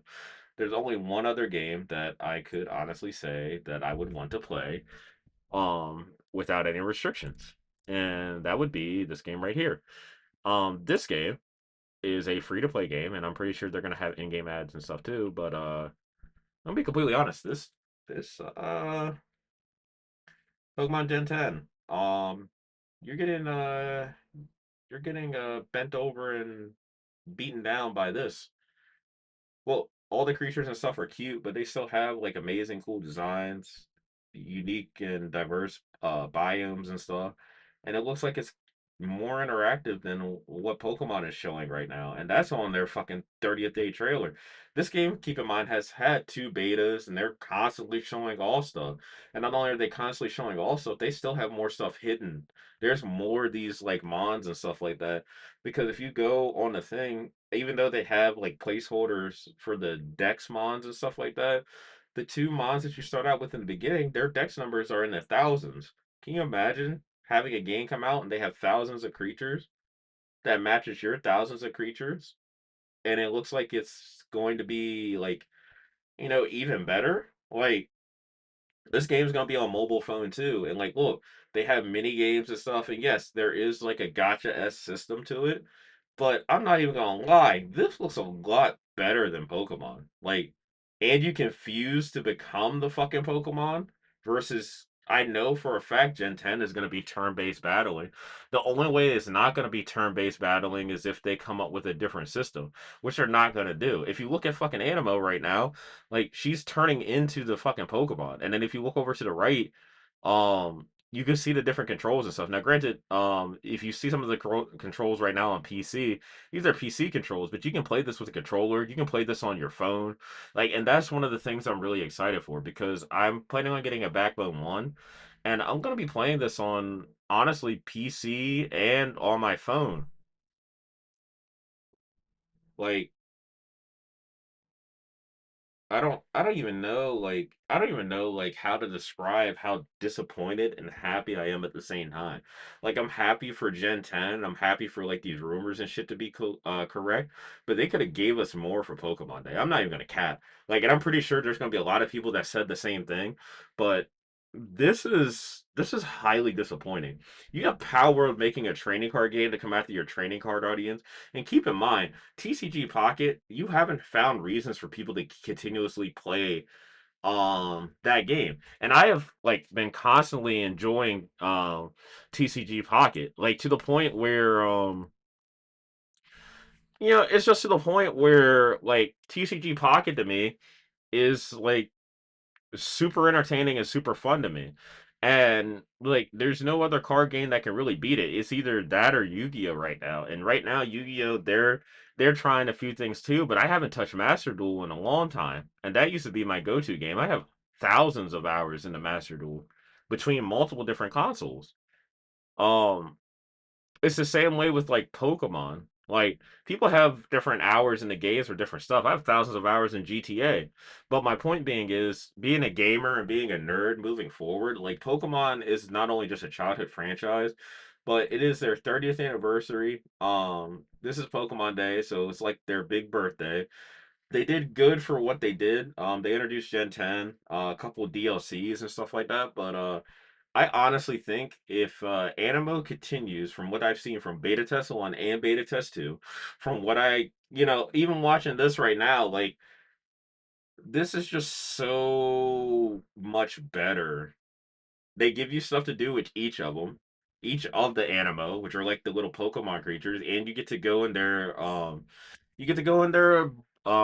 environments. Look how diverse this is. I'm not saying Pokemon's not diverse like this, but you're going in their environments, but you're being the Pokemon. When Gen 10 launches, I guarantee you will not be able to be the Pokemon like this. You'll be able to control the trainer and maybe like tap in to be the Pokemon temporarily, but you're not literally fusing with them. Not, and you're not seamlessly switching back and forth. And I mean, like, I get it, I get it. Like, they're doing it their way. They're gonna try their best to make it, as good as possible and stuff like that for them. But I mean, like, I hate to say this, like, Power World, Power. Listen to me, Power World. You guys are doing really good. You've stepped on Nintendo. You've had crossovers with other high IP franchises and stuff, which is amazing because you're able to introduce like amazing stuff. Like if you saw the video before, um, what is it? They had the dude in like some hawk ass, they had some dude in some like hawk fucking armor or whatever. It's like he could fly around with like these like futuristic jet armor on their back. That's cool as shit. I mean, I ain't gonna lie, that's cool as shit. But when it comes to when it comes to like fun creature catching, open world diverseness, engagement, cool designs, uniqueness, and like this is a free to play, but it's also going to be kind of like a gotcha game. I don't want to pay for no damn gotcha game. No one does at this point. Like all this shit is like it's just different ways for you to spend money. Me personally, I think Animo, even though it's going to be free to play compared to like Pokemon, I think this is the Pokemon killer right here. And I hate to say it, but if I had to compare Gen 10 versus this right here to me is holding just as much interest. I'm definitely gonna buy Pokemon. It's the only reason why I bought a Switch 2 in the first place. Um, I wouldn't get a Switch otherwise. If I could play my Pokemon games elsewhere, I would. But since Nintendo has them locked down right now, there's not much that we can do. I'll continue to buy my Switch, and yes, I do have like here, let me load my Switch up real quick. Yeah, look, I do have games and stuff for my Switch. Like I have tons of games for them. And I mean like I have tons and tons of games, and then, yeah, I have all the Pokemons too, like dead ass. But there's a problem, you know? And you know what the problem is? Even though I have all these games and all this stuff on here, right? The biggest problem being is I'm stuck in an ecosystem I don't want to be stuck in no more. Like the Switch convenientness for taking around handheld games is amazing, but why not buy a Steam Deck? I understand like emulation and stuff like that is highly frowned upon and it hurts game companies and stuff like that. But it works the other way around too. Like some of us want to preserve our catalogs, but also we want to be able to play our games on the go and enjoy them. Like this is literally like a pocket like PlayStation 4 or whatever to take with us. All I want is a PS2 that's portable that has stuff so I can play Dragon Ball, Tenkaichi on the go. Like Sparking Zero is great, but I'm not playing Sparking Zero on a damn Switch. Play that shit on my PS5. But even then, like, do I want to have a PS5 for it, or do I want to have a PC for it so I can play it with mods? Do I want mods to help me be better at the game? No, I want mods so that way I can enjoy like stuff that wasn't there before, like Super Saiyan 5 Goku and shit like that. Do I want mods in Pokemon? Not really, but I mean, you've expanded in all areas that you can. You've expanded in character customization. You've expanded in like music selection for like at least in Legends of EA, you can pick like different battle themes before you go in. Like these are all different like areas that like Pokemon has like dived into. And it's more than just two. I mean, like I said, I think the story for Legends of EA is really, really, really good. It's enticing enough to keep me playing. And I know it's not for everyone, and everyone has their nitpicks because like they could have did a better job writing some of the plot points in the story and like execution wise, they could have done better for some of the stuff as well. But it goes all across the board. My whole point is Pokemon. You are the highest grossing. Hold on, hold on, hold on. Well, let's go back to Google.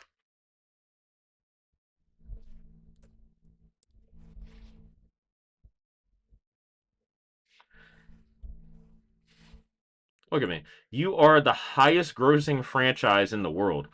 Dead ass. Look at this chart. You make more than fucking Dragon Ball, man. More than Dragon Ball. More than Mickey Mouse, more than Hello Kitty, more than Winnie the Pooh, Star Wars, Mario. Mario!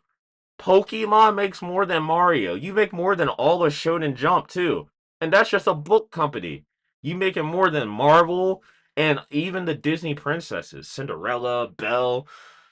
I mean, like, you're making more money than everybody.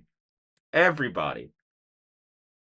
Hell, you're making more than most of these combined. So, I mean, like, uh, it's like a it's like a it's like a heartbreaking dance, you know? Like we the consumer, we buy and support, and then you break our hearts like this. Like this is like heartbreaking. Like you're the highest media grossing franchise. Great trailer at the end, but we don't like you could have done so much more to go even more like in depth with shit with that trailer. Was I hyped for the trailer? Fuck yeah. And I mean when I go back and look at it, I'm still like screaming and literally having a blast like I was when I was doing it. Shit. I mean when I was even recording this live, I'm still hyped even now, but like you're the highest grossing. I don't know what the fuck you are, but you are the highest grossing franchise Pokemon. What I need from you is, and I'm gonna actually make this my this is gonna be my thumbnail because this is the whole point. And we'll get back to that. Oh, they have a copyright on that? Hold on. 'Cause I don't want to get in trouble for copyrighting their shit, but we're gonna take that and I can edit that other piece out in a little bit later. But it kept that. You fucking ass. Hold on. All right, cool, cool. Yeah, but you're the highest media grossing franchise in the world, okay? Even though you're the highest media grossing franchise in the world, you have taken all of your money and you've only invested it into expanding your reach versus doubling back down on building your franchise, finding the things that people love and reinvesting your money and time back into the fucking company, which is breaking my heart. We get merchandise for Pokemon. We get everything for Pokemon. All we want as fans is we want you to spend not money on merchandise, clothing, all this extra bullshit like that you were doing. Like you go on the like I said, if you go on the Japanese site, like they're literally selling like in the beginning of the thing, these little Game Boys with 45 music cartridges for like the original sounds. I love Pokemon. But sell it to me on iTunes or something. Give me like, let me buy it locally or like buy it off of like my music platform and stuff. That's part of the reason why we're paying like for all these subscriptions and stuff. Pokemon at this point, you are a subscription, and that's hard to fucking say because everything is a subscription. But like when I look at shit like this, look at this, Animo. And I mean, like I said, this is the only thing that's going to contend with you right now, besides Power World. And I hope that Animo and Power World don't like fight against one another. But I mean, they're two different diverse worlds. But I don't want to see Animos get guns and shit like that either. Like I want Animo to be its own thing with its own world, no guns, no, you know what I mean? And I know some people want to like have like what Power World has, like kind of like a Minecraft mixed with Pokemon, but like this is like the game that I've been waiting for Pokemon to do. It has the complete feel and love of it. And like, yeah, it's not gonna be for everyone, but this might be it. Look at this shit. You got Scorchow. This is the final evolution of the Fire Starter, right? But look, it can have multiple fucking forms. And I mean multiple fucking forms. Fire lightning type instead of a normal fucking pure fire type. And look at the design, it changes. That's fucking tough. And then look, it has a Prismana form too. It goes back to a pure fire type, but there's even a fourth form where it turns into a fire ground type with these big ass ground claws and these big ass ground feet.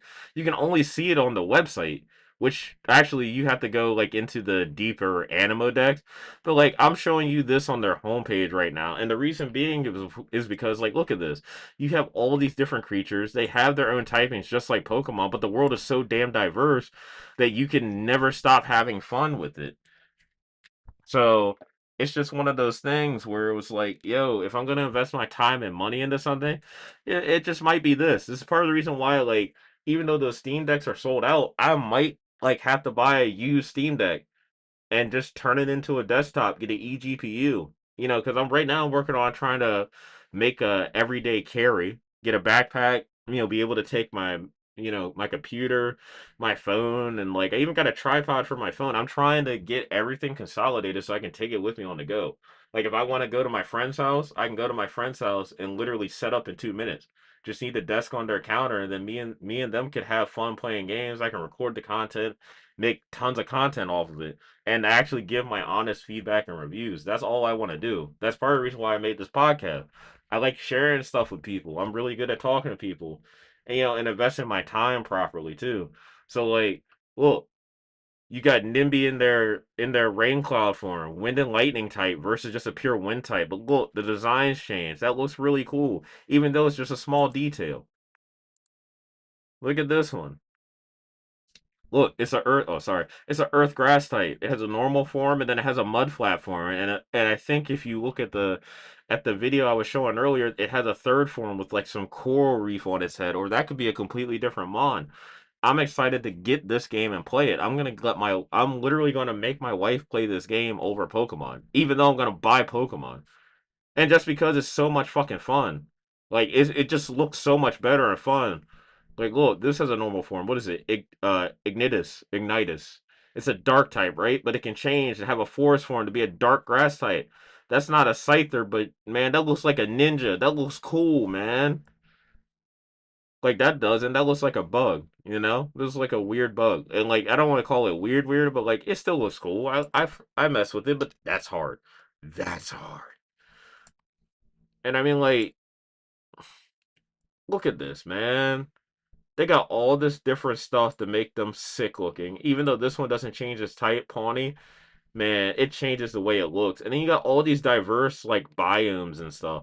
Like these are all explorable, have like hidden stuff. You can burn the environment, you can chop down trees. I mean, you can even float in the sky. I remember watching one of the betas. There's a whole entire part of the game where you just float up in the clouds and deal with shit with those little sheep that are floating. It's nothing but like clouds that you go in. Like they do have some ground part to it, but like it's just so fucking diverse and cool, man.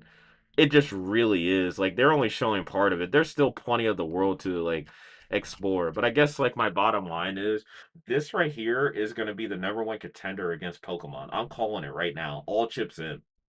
All chips in. These guys, whoever's making Animo, which I'm not trying to be rude. Whoever's making Animo, this right here is going to be the game that's not going to be game of the year, but it's definitely going to take a chunk out of your revenue, Pokemon. I guarantee it. The only way that it doesn't is if you get people on board to playing your shit early. For example, releasing the Gen 3 game since you can somehow up the HD scale Fire Red and Leaf Green. I can go on my phone right now and play Fire Red and Leaf Green for free without even emulating it by going on different websites. And that's from Google. You're a company that's re-releasing, you know, these games behind a paywall that, you know, they don't really cost that much anymore. Like if you go buy a cartridge of the games, yes, they're expensive. They're way more expensive than the $20. But I mean, people can literally play your games for free. I'm not saying it's like legal, but like I mean, people are doing it. There's no way around it. So, I mean, you could sit there and try to sue and ban everyone from doing that stuff. And I'm not condoning piracy whatsoever. But like, it's common sense at this point. I'm trying to work to start my own business. Like I want to do my own clothing line, a couple other stuff. But even with that being said, as a business owner, it's hard to make tough decisions and stuff like that. But when you have all the money in the world, you have to reassess yourself as a person. Not listen to just everybody, but you have to also think to do what's, you know, best.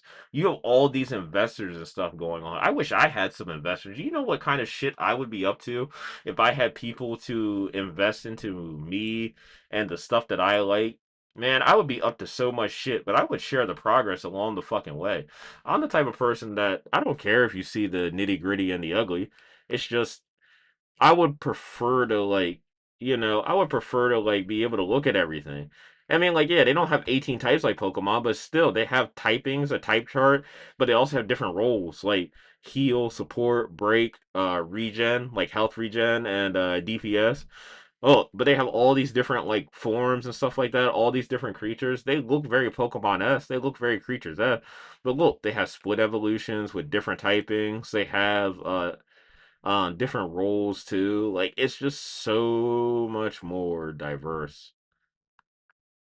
It just really is. Like it's just so much more diverse. I mean, shit, this was like a Digimon. What is it, B Sauce?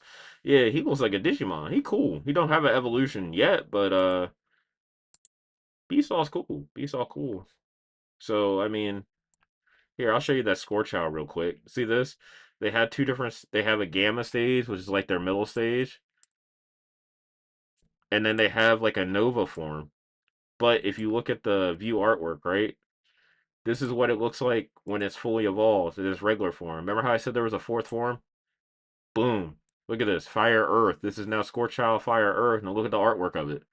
Well, it got lava rocks all over, man. I mean, it's just like that.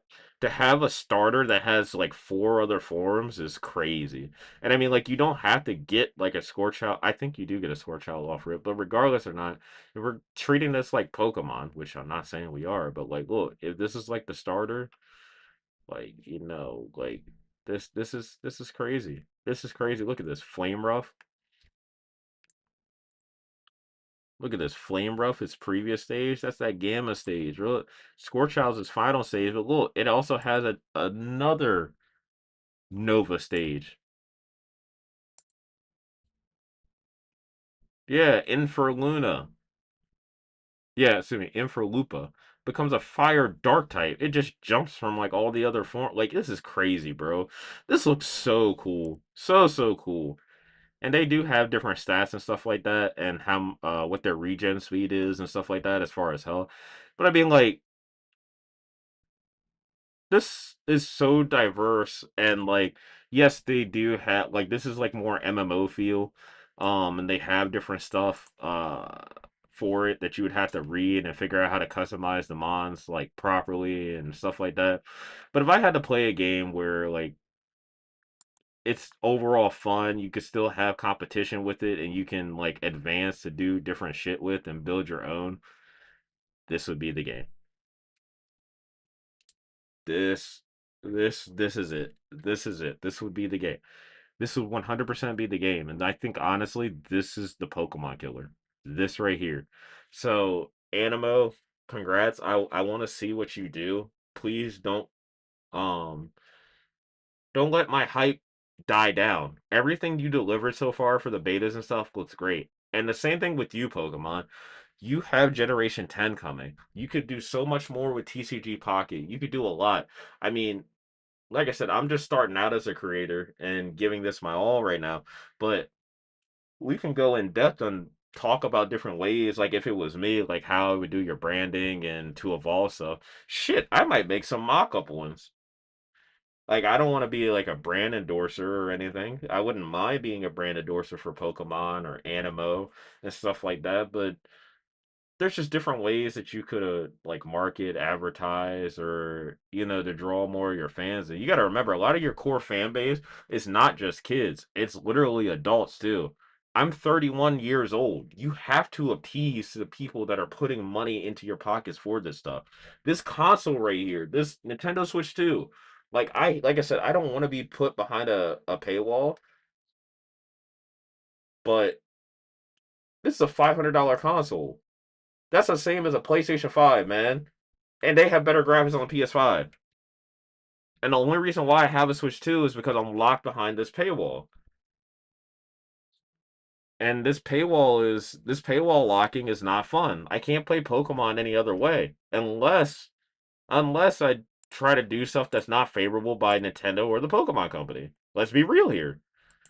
So, and that's how it is for most people. So, with that being said, I want you guys to take in everything I've said in consideration. I'm just going through the Animon real quick. I'm not gonna click on all of them, but like, dude, like, some of these designs are just so much better than Pokemon. Oh my god, that looks sick. I haven't even seen that one. Oh my god. Yeah, like it's just crazy. Like, well, and even though these are like so cute designs and stuff like that, they don't have like many like fierce designs and shit like that. I mean, some of this shit is cool. Like, that's cool. That is cool. That is cool. That is cool. Like, oh my god, bro. Like, come on, Pokemon.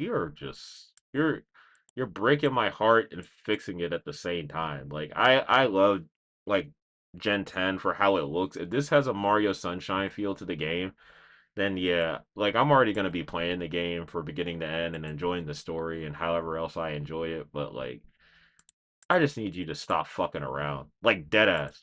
Like, I hope it doesn't get me in trouble. Oh, there's that coral thing. It's called Refish. So this is a completely different one. And it only has a Nova stage.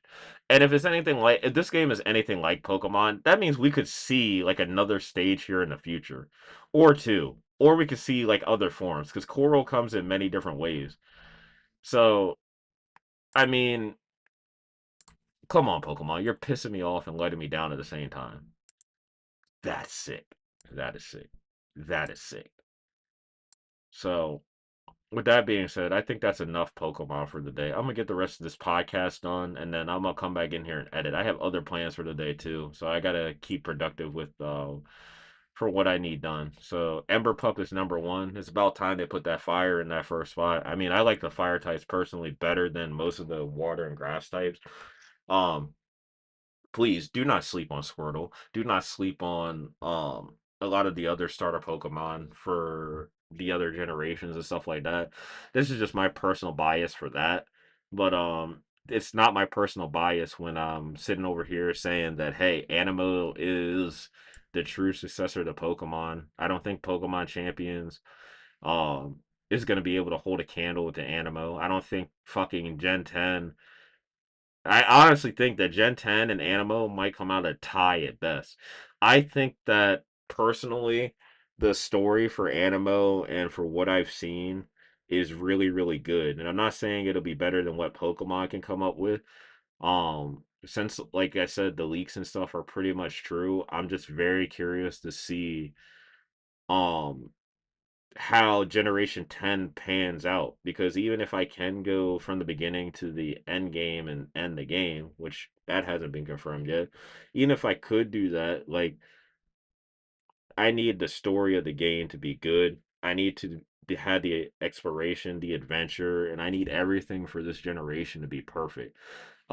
Turn-based battling, I'm not really like that anal about. You did do a good job with Legends ZA. I hope that like you come back and after we get done this 10th generation for the 11th one, you say, fuck it, we're no longer doing turn based battles and we'll go to, how Legends ZA does it. But, like I said, even that battle system can use some tweaking. So if they can figure that out and make it more open world like Animo, we'll be straight. But I need to hurry up and finish this stream. I have some other stuff I have to do today, and then I will be re-uploading this video. So I think that's enough for Pokemon and Animo, because that kind of covers both of it. If you haven't done your research, please do. We already did the Steam machine. Now, recently, like I said, um, what is it? We got announced for we're gonna move into Dragon Ball now. For Dragon Ball, we got the Galactic Patrol announcement along with them remaking Super. They changed the logo of the Super logo. You see how it's like this is I'm guessing this is their confirmation they're remaking everything underneath the manga version of it because we see the same thing with Beerus. We shouldn't even be getting a Beerus movie. So they're gonna make an anime which was rumored that anime what is it called? They're gonna redo all of Dragon Ball Super, is what I'm getting at. They're gonna redo Super and they're gonna follow the manga versus the anime, which means we're gonna see new stuff like Gohan versus Kefla, which is gonna be fucking sick. And the Goku Black Art in the manga too. That's gonna be fucking sick too. But I wanna get people's thoughts and opinions on this. I'm okay with this. I love Akira Toriyama. But at the same time, since what is it? His successor is fuck, what is his name? I forgot what his name is. Oh no, that's bad. That's bad. That's bad. It should say it somewhere in here. Well, you know who I'm talking about. If you're a true Dragon Ball fan, you have Toriyama, and then he named his successor. Oh yeah, Toyotaro. Toyotaro. There we go. Yeah. So Toyotaro. Uh, I want to because he did the story for the Galactic Patrol arc, and everyone enjoyed that arc so much. Moro is like a cell on a whole nother level, and it's just so good. It's very well written, and even though Toriyama had his hands in the pot, with Toyotaro when he came up with a couple of different stuff for it, because I know for a fact it was said in like I guess an interview or something like that that he did majority of the work and Toriyama just gave a nod off to like some different stuff like gave his opinions and suggestions for different stuff. Like he basically wrote this arc himself, and I think Toriyama did the granola arc, but Toyotaro had free reigns to get us from point A to point B. But my bottom line is this right here, which I'm gonna say, this right here is what I've most been looking forward to. This is what I've been super excited about the most. As far as like works for Dragon Ball. Sparking Zero, I want to see updates. That Age 1000, I think they said leaked is going to be for Xenoverse 3. I'm not gonna lie to you guys. I've only played Xenoverse 2 and I haven't even beat that game. I think the Xenoverse concept is cool. I just prefer the controls of like Tenkaichi 3 and Sparking Zero. I do wish they would you know, continue to work on Sparking Zero and give it a little bit more love that it deserves because that franchise itself is it's a very beloved franchise by many fans of the Dragon Ball series.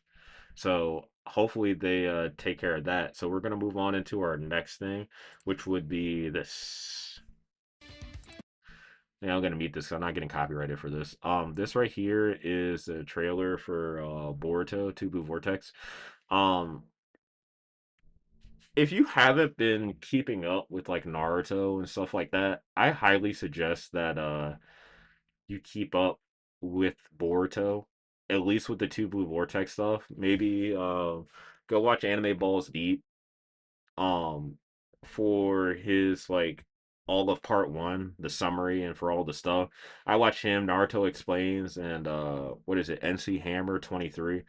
Those are my top three right now. Oh, and fuck it, Six Pass Dunga. Six Pass Dunga and Caution Cage too. There's a bunch of creators that make content for Boruto. Moving forward, I will be making some content and stuff about this, and I'll be chopping it up too. I just want to show you guys like, this is all the stuff that's playing in the background. This is from the official channel. They're just like they're releasing manga panels and stuff like that. And it's not even doing it justice. The story so far with Two Blue Vortex is amazing. Especially what we got this month with Kobu. Um, there's just a lot of craziness, and every time we get a chapter, it keeps you guessing. And that's what the author literally said. Um, that's what the author literally said in the beginning of the books. Like if you actually own the physical manga stuff. So I don't own any of the manga yet. I will be starting a manga collection at some point soon, but because I have kids and they like to touch shit, I gotta find a shelf where I can lock my stuff up but still see it. So we'll get to that point at some point. But yeah, Boruto Tubu Vortex. Top I honestly think it's probably one of the top manga right now, and I think it's really really good. My wife just sent me a message. She said that Boruto sucks. Boruto's actually really really good. There's a lot of people that said Boruto sucks. Part 1 does have really bad slow pacing. Um it does get better. As far as pacing wise and story wise, you just have to get through it. And I mean, there are some stories that are like that because, like Naruto Part One, it was really, really good and enticing. Even when you read it in a manga, it keeps you grounded and makes you want to read more. It's hard to say that for Boruto, and that's being completely honest. For me personally, I've enjoyed the Boruto manga really, really deeply. The anime has been about like 50-50 for people, but I also haven't finished watching the entire anime completely. I have deep, extensive knowledge about it. I've read stuff about it. I've seen clips. I've seen a lot of the stuff that I was missing that are key to Boruto. And like I said, I think Boruto is just like a slept on anime that people need to people need to actually give it an honest go shot because like for me personally, like I could see from the outside looking in, especially being from a Naruto fan and all the stuff that people agree and disagree with, I can see it being a problem. So we're gonna try our best to, you know, we're gonna try our best to cover some Boruto stuff for people that like it. My wife's not a big fan. Like I said, she hates it. But this is the year of Boruto. I think they're gonna do some big things for it, and I know for a fact they ain't gonna fuck it up like they did with Pokemon. I know Naruto's coming back too for original animations. That's good too. So we're gonna switch over to my Facebook, and yeah, over here on my Facebook, there, this is showing Space Sheriff Gavin. and Space Sheriff Gavin is the replacement for Super Sentai. I have been watching this. I'm going to watch another episode in 2 days. Space Sheriff Gavin so far, it's been pretty good for what they've done for Infinity, but I still do not think it holds a candle to Super Sentai. And they need to stop doing these half season rebuff things. We don't need to do that. Like, no, we don't need no half season stuff. Uh, Gavin Infinity, like I said, design wise, looks good, et cetera, et cetera. But I don't think we need Gavin anymore. I think it's good enough to reboot that series as a standalone. I do not think that they need to replace it with Super Sentai, even with the ratings are low. And I will be making a video about this on how they could honestly, instead of waiting 10 years and for people to shift, they can come back stronger than ever and reintroduce the brand as Super Sentai as a more mature themed series, but still having that kid friendliness where you can still have younger kids watch. I will make a special video for that. So if you guys will please subscribe, I will definitely do that. But we're gonna go through here, and yeah, we're gonna talk about this. Super Sentai ending, aka Japanese Power Rangers or Power Rangers, whichever one you want to talk about. Power Rangers themselves holds a very staple to my heart. It is one of the first shows I watched as a child. I remember my cousin getting me into Dragon Ball Z, and that's where my love of anime fell into. But besides Dragon Ball, he was a big pop culture influence in my life. He recently got married, and I feel bad because I never got a chance to make the wedding. um, I had some other stuff going on. I've had some personal issues. I've been having like heart issues and stuff. So it is what it is. But besides that point, it's health before anything else. So I took care of myself, and as you can see, like I said, like podcast is late by like a month plus, but hey, I'm here, I'm live, and thank you for the two people that are watching. So I'm not angry about it. I'm gonna keep making good content for y'all, and we'll continue to grow together. But Super Sentai, as you can see, these are all the reds and their back turns. That is, I think that one right there is Zen Kaiser. I could be wrong. Yeah, that is Zen Kaiser. I don't. We'll dive into Sentai politics later, but yeah, these are all the Red Rangers through the 50 years, are all the leads for the 50 Sentais, because even though Zenkaiser is like a rainbow colored White Ranger, they consider him as like a leader and stuff like that in Sentai. I personally think what is it? Zuran Tyranno should be here, or with him at least, to count as an extra red. Because even though Zuran Tyranno is not a leader, he is, obviously distinctively red.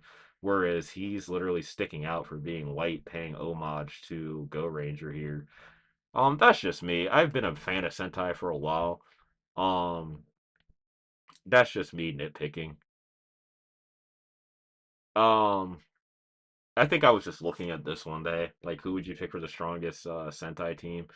Like, this team's just fucking busted, yo. There's no way around that. Like, this is a team full of heavy hitters right here. Especially since what is it, Gokai Red isn't even using what is that Gallon Go Buster form that he recently got in their anniversary thing. Looks like a battleizer.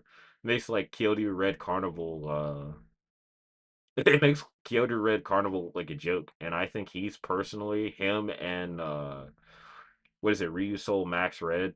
I think those are my probably top two favorite suits of all time. Next to like I like the Zeo suit. If they could bring back the O Ranger and give it custom like suiting too, like they did with these recent ones, that'd be banger. That'd be really banger because O Ranger and well, excuse me, the English version of O Ranger, which is Power Ranger Zeo, that is literally my favorite Power Ranger series, hands down. I like MMPR and everything else.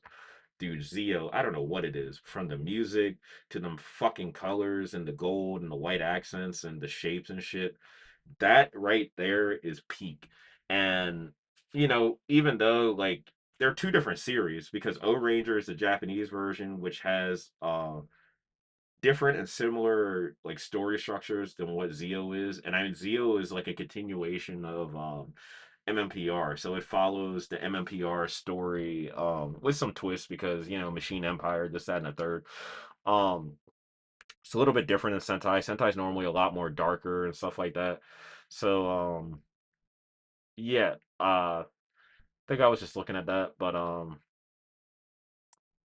I think I was letting this play in the background. This is everything getting ready for Project Red, and as you can see, like this is also talks about like the decline of Super Sentai as well. In popularities as far as like production for like what they were doing numbers wise. Let me see if I can find that chart. Yeah, like this. This has been going viral. Well, not artless. Gotta love ads. Um, this has been going viral. This shows like a chart of like popularity. Like they show like Common Rider on here too. And they show like, Super Sentai has been falling because Super Sentai has been in the red. Whereas you look at Common Rider, it started picking up when the series got good, when they were trying new stuff. And this is what I want to come back and talk about. I will make a separate video about this. Like it's gonna take me a while not to make the video, but we're gonna sit in here and actually go through it as I make this video. But if you can see the graph, I mean, like, fuck. Like, that's a bad graph. Like, Common Rider just jetted up, and it got better and better and better and better, versus Sentai just went downhill. Now, I'll save it for my video, but the fact that Gokaiger is right here, nah, Gokaiger and O's need to be higher. And Go Buster and Forze, yeah, I can see why they were on opposite spectrums. They did Gokaiger right, and I'm surprised Gokaiger fell as hard as it did compared to O's because Gokaiger, besides it being an anniversary season, it does have some caveats, but it was pretty fire. Same thing with Kyoryuger. Kyoryuger did better than Gokaiger, which I can see why. Kyoryuger was good. I watched that whole one. The whole entire Sentai for that. I've watched Go Busters, Go Kaiger, Go Sager, TLQger. Ninja is where I kind of just like said, screw it, I'm not watching this. I'll clip it and watch clips and stuff like that. And I started getting out of it after like Tokyo. I thought Tokyo was gonna be good. It was good, and then like after what was it, like 10 episodes or so, a little bit after that, I kind of dropped it and watched episode here or there. Q Ranger was really good. They had some caveats too, which I'm surprised that it did better than Zoo Oger. Zoo Oger was really good. I don't understand why it tanked the way it did. Better than Ninja, but below Q Ranger and still below Tokyo Uger and Kyoto Uger. I honestly think it should still be below Kyoto Uger, but it should be a little bit higher than Tokyo Uger in my opinion. That's just me, and that's even with like the stupid morphers and stuff like that. Lupin Pat, I've seen clips and stuff of that. I'm still mixed on that, so I can see why it did bad. This right here does not belong here, and I'll get into that later because this right here, it needs to be up here with like at least Kyoto Yuger, in my opinion. And that might be my bias, but like shit, that was a good show. This was like ass. This was actually the anniversary season. Like the designs were kind of like mixed reviews. Story wise, it was kind of mixed. Like I could see why it was doing mixed. They fucked up when they made Dawn Brothers. Dawn Brothers, even though it was fun and they focused on different stuff, they fucked up with that shit. Um, King Oger, yeah, Osama Sentai King Oger, great show, great show, great show, great show. I will make a video about this later. I'm going too deep into this shit right now. But yeah, Super Sentai ended. Instead of doing like a hand to hand shake, I guess you would say, they just gave Gavin Infinity all the rings and stuff, and it looks like he's protecting them. Like I said, they're going to make Space Sheriff Gavin like a half a season, and then they're supposed to put in another project, or at least that's what the rumors have been told. We're going to before I play this, like I said, I don't know if the music is copywritten because it's on the Japanese channel, so I'm gonna mute this, and I want to pay homage to Super Sentai, even though like it's kind of late where I'm doing it. We are going to pay homage to Super Sentai because without Super Sentai, we wouldn't have Power Rangers. And not only that, I personally think that we need to take a look at the history because even if you like them or hate them, Super Sentai is a big staple to many kids' childhoods. Even if you like Power Rangers, the Tokuka, the Toku, I can't even pronounce the shit.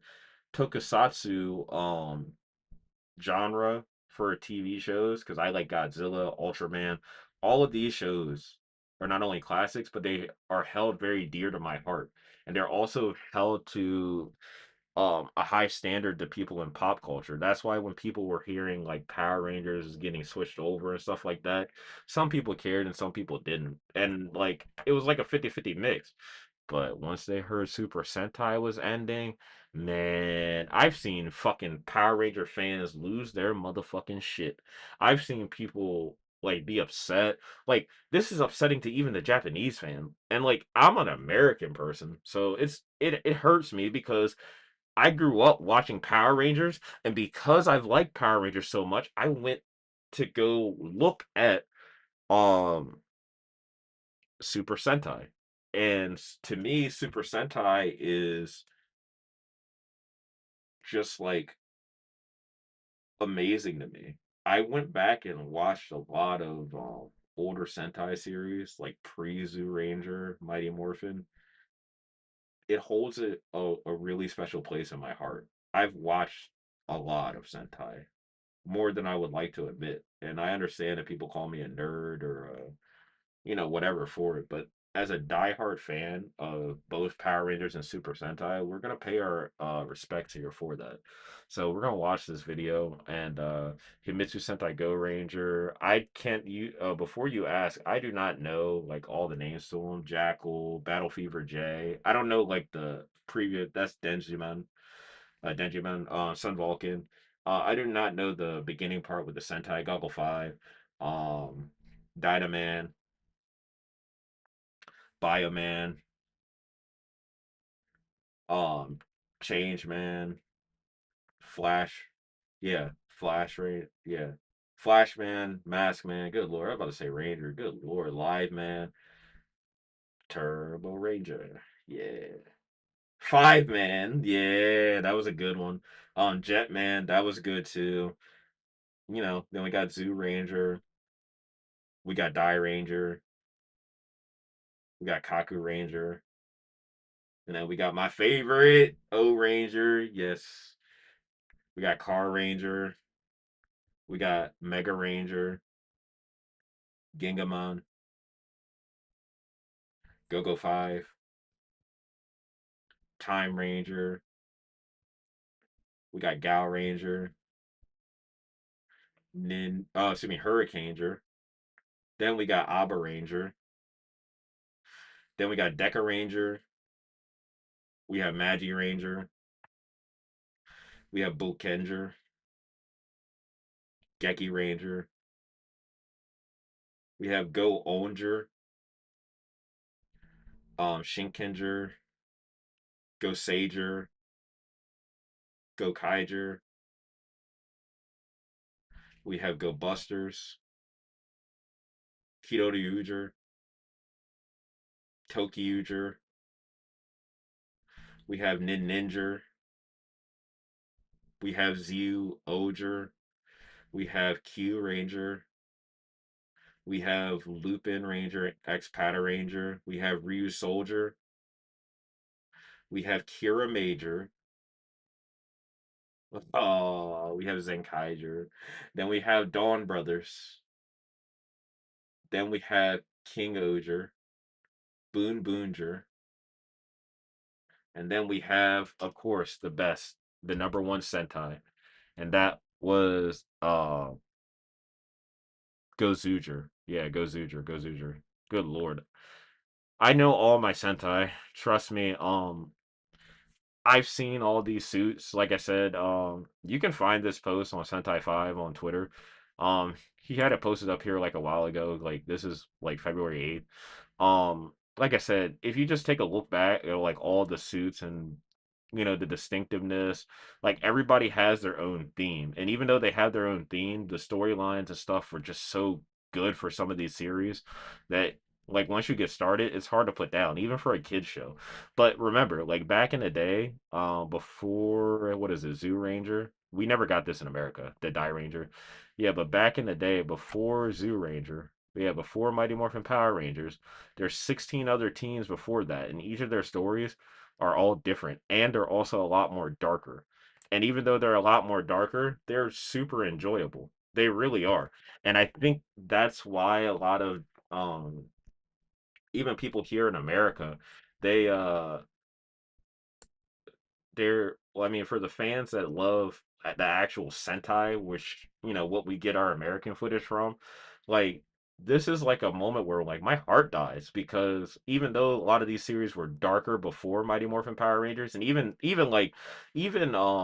what is it, MMPR Zoo Ranger, the Japanese version is way darker than fucking what we got as Power Rangers, and everybody loves Power Rangers.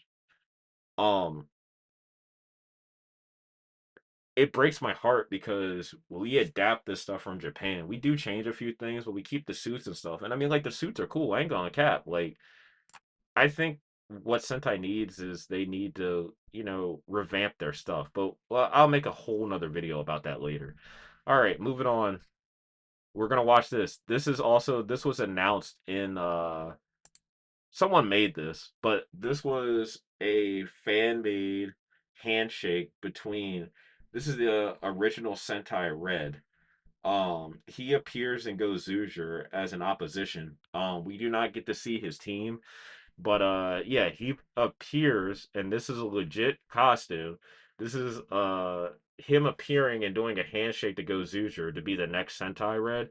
It's fake, but even though it's fake, um it legitimately captures the spirit of what Sentai is, which is passing the torch.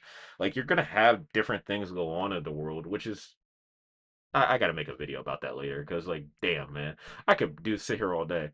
This one, if they do this in Project Red and reboot Ninja Captor, I've read the manga. Ninja Captor's cool. If they make this, I wish they had made this like a Sentai. I wish we were on the 51st anniversary of Sentai. This came out when Sentai was they did this when Sentai was announced. I just really hope or not Sentai announced, I'm sorry. I just really hope that they put this in Project Red or when they do bring back Sentai, it would be a nod to homage if they brought this back in modern day, they upgraded the suits but kept the helmets like relatively close to the same and did it as like this is Ninja Captor like a reboot, not only just a reboot, but this is like hey, this is like the 51st Sentai or the 52nd Sentai. That would be really cool. And they could change some of the stuff from like what came into the manga and stuff like that. They don't have to follow the manga or anything else like that. They could just reboot it. Uh, keep the core elements the same and just like bring these suits in. That would be really cool. I think these are even though they're older, these are really cool for they would be really cool for Sentai because if you look at the where is it? If you look at the first Sentai in the entire world back in 1975, we had Himitsu Sentai Go Ranger. If you look at this by hitting the full screen, the gloves and stuff on the blue, yellow, and green ranger are black, and so are the boots, which was an aesthetic choice at the time. And it doesn't mean they're evil Power Rangers or anything, but it's just like sometimes having different colors that contrast and stuff like that or clash, it just looks really, really good. So yeah,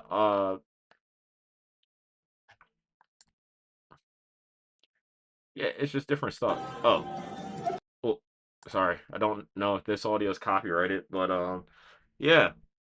Here's some fun facts. After 2,457 episodes in 49 seasons, you know, like this is the precursor to the Power Rangers, and it finally ends. Like it ended on February 8th, and I know that I'm late getting to this, and I mean I'm late. This 20 days pretty much. I figure we watch this. This is a good way to end the podcast.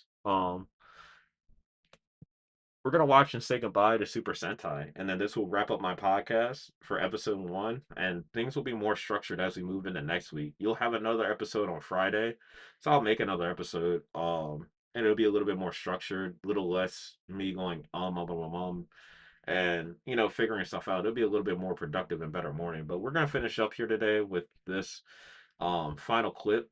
We're gonna watch every single Red Ranger. I mean, obviously they're high fiving fans and stuff, but this is the goodbye homage to Super Sentai, at least to me, because besides having that other video where we go through all the different teams and stuff, I personally think this is the proper way to pay homage to a series that's been around for 50 years, and not only that, but you know, it gives like insight and hope, to see all these original designs and suits and stuff become more innovative as we move into the future. Like I like Space Sheriff Gavin Infinity's suit. It's super futuristic, metallic and stuff like that, but he's not a Red Ranger.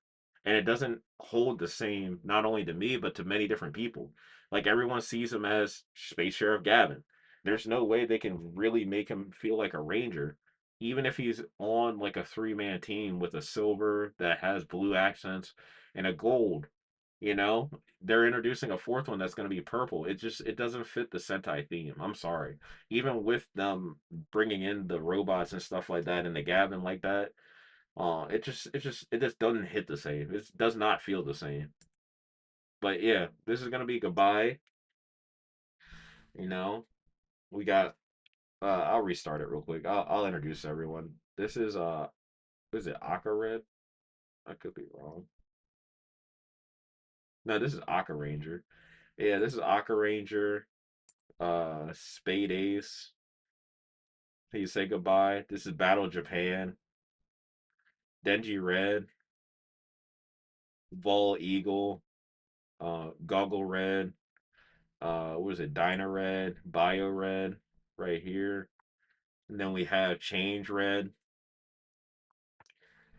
Flash Red. Mask Red. Live Man. There's a Turbo Ranger, Five Men, Five Red, whatever you want to call it, Jetman. There we go, MMPR. The season we didn't get Die Ranger. We got Kaku Ranger. Oh yeah, O Ranger, Car Ranger, Mega Ranger.